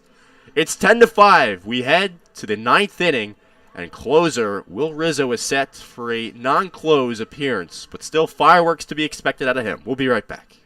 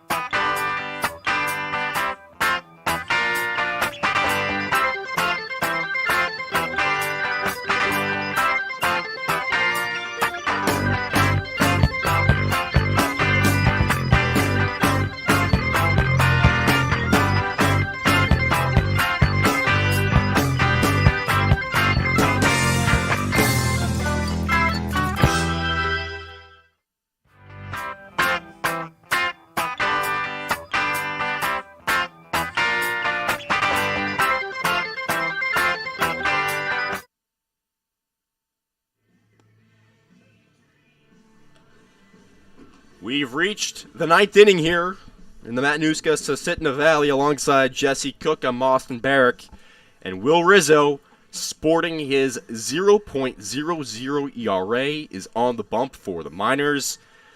His last 2 appearances have come against these Glacier Pilots. Last saw him on Monday, went 1 inning, the 9th. Got the save there. Did issue 2 walks, but also had a strikeout. He's in for his 7th appearance of the season out of Nebraska. Austin, you mentioned it. His whip could use some work. 2 walks last time out. Walks and hits per innings pitched up at 1.71 on the season. But other than that, he's looking really good. You mentioned his earned run average of 0.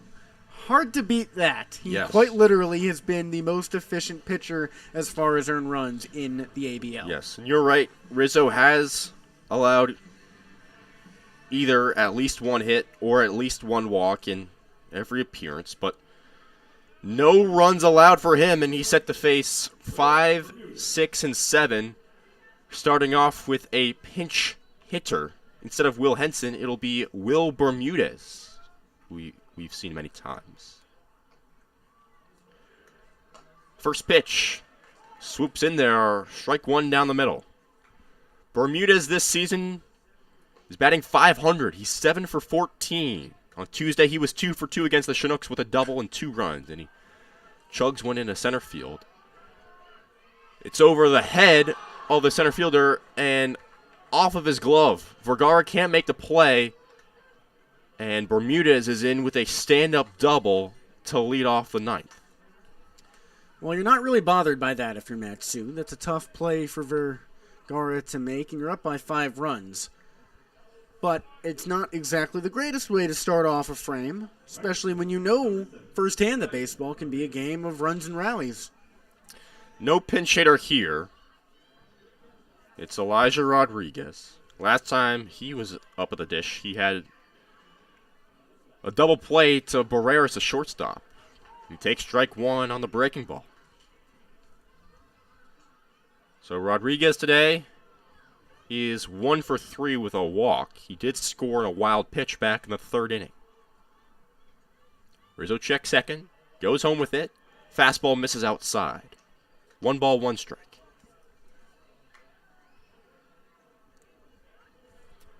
Rizzo with the short pants. A lot of the players here from Matsu sporting that look with the high socks. Camo jerseys here on Military Appreciation Night. His third pitch of the at-bat. Sails low, scooping the dirt. 2 balls, 1 strike.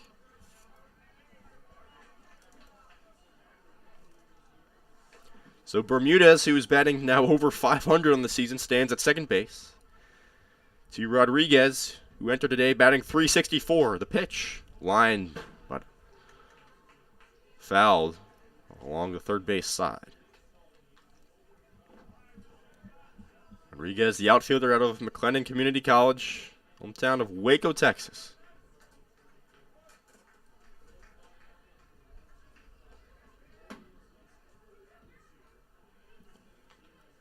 Rizzo sets out of the stretch. Check second base. The 2-2. Swung on and foul tipped into the catcher's mitts. 1 away in the top of the 9th. Rizzo, a good strikeout, man. That's his 9th of the season on the hill. Just 7 and now a third innings of work. Really efficient. So here's Andrew Lamb, who pinch hit for Jacob Stinson back in the 7th. Lamb popped up to Barreras, the shortstop, in that plate appearance. So he's now 6 for 28 on the season. And he's now 2 for 14 against Matsu on the year. He does have 5 RBIs, but has also struck out 6 times. Here facing a big strikeout man in Will Rizzo. Out of stretch, kicks and deals, and hammers in the fastball for a strike.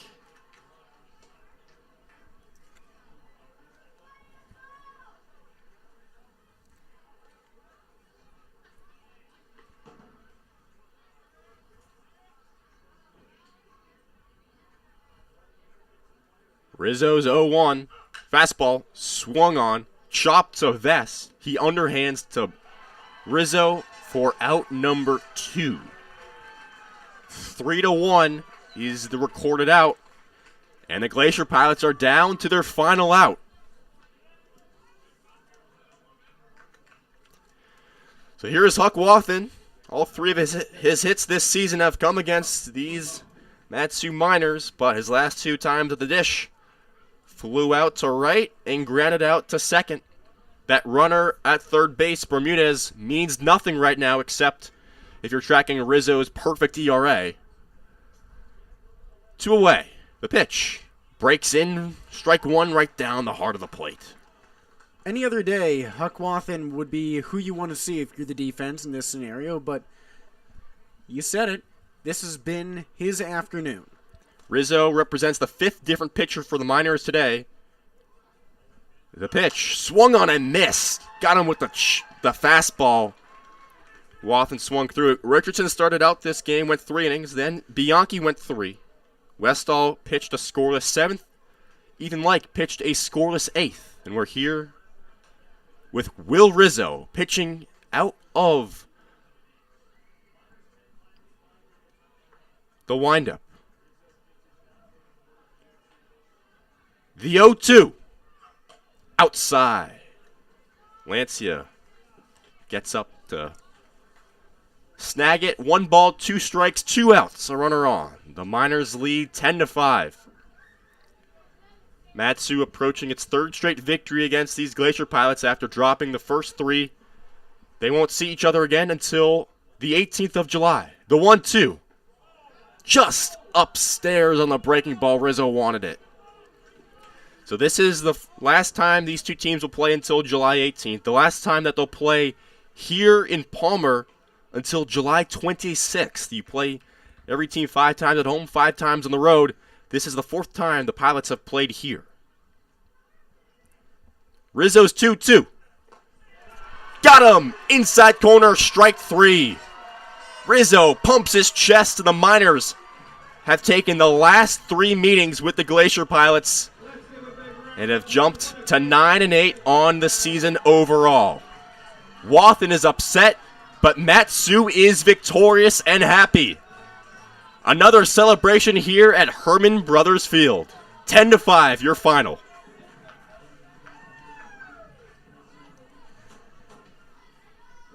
It was all nerves in the ballpark tonight, and everything went well for Matsu right after that 4th inning. I mean, it all goes back to that Emilio Barreras home run. It sounds redundant to say that the game-tying knock was a game changer, but Matsu's still allowed a run after it. It's just the energy in this ballpark completely flipped.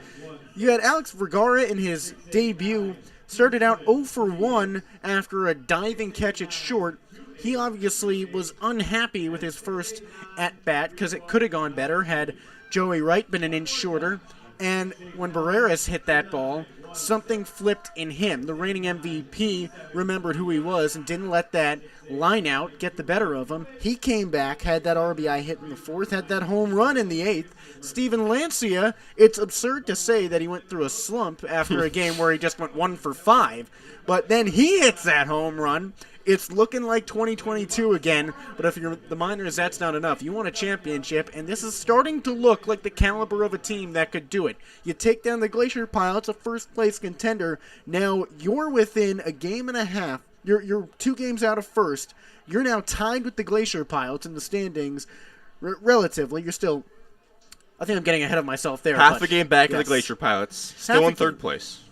Still in third place, but now you're even with the Glacier Pilots in your season series. Yes. That's what I meant. You're 3-3 with them. The only team that the Miners are not even with are the Bucks, who they see tomorrow, and they're ahead 3-2 on them. Yeah, we opened up with this in the pregame, and I talked to Tyler Brett about it in batting practice as well. I was like, hey, Coach, if you win tonight and you lose tomorrow at the Bucks, you'll be exactly 500 versus all 4 teams in the league.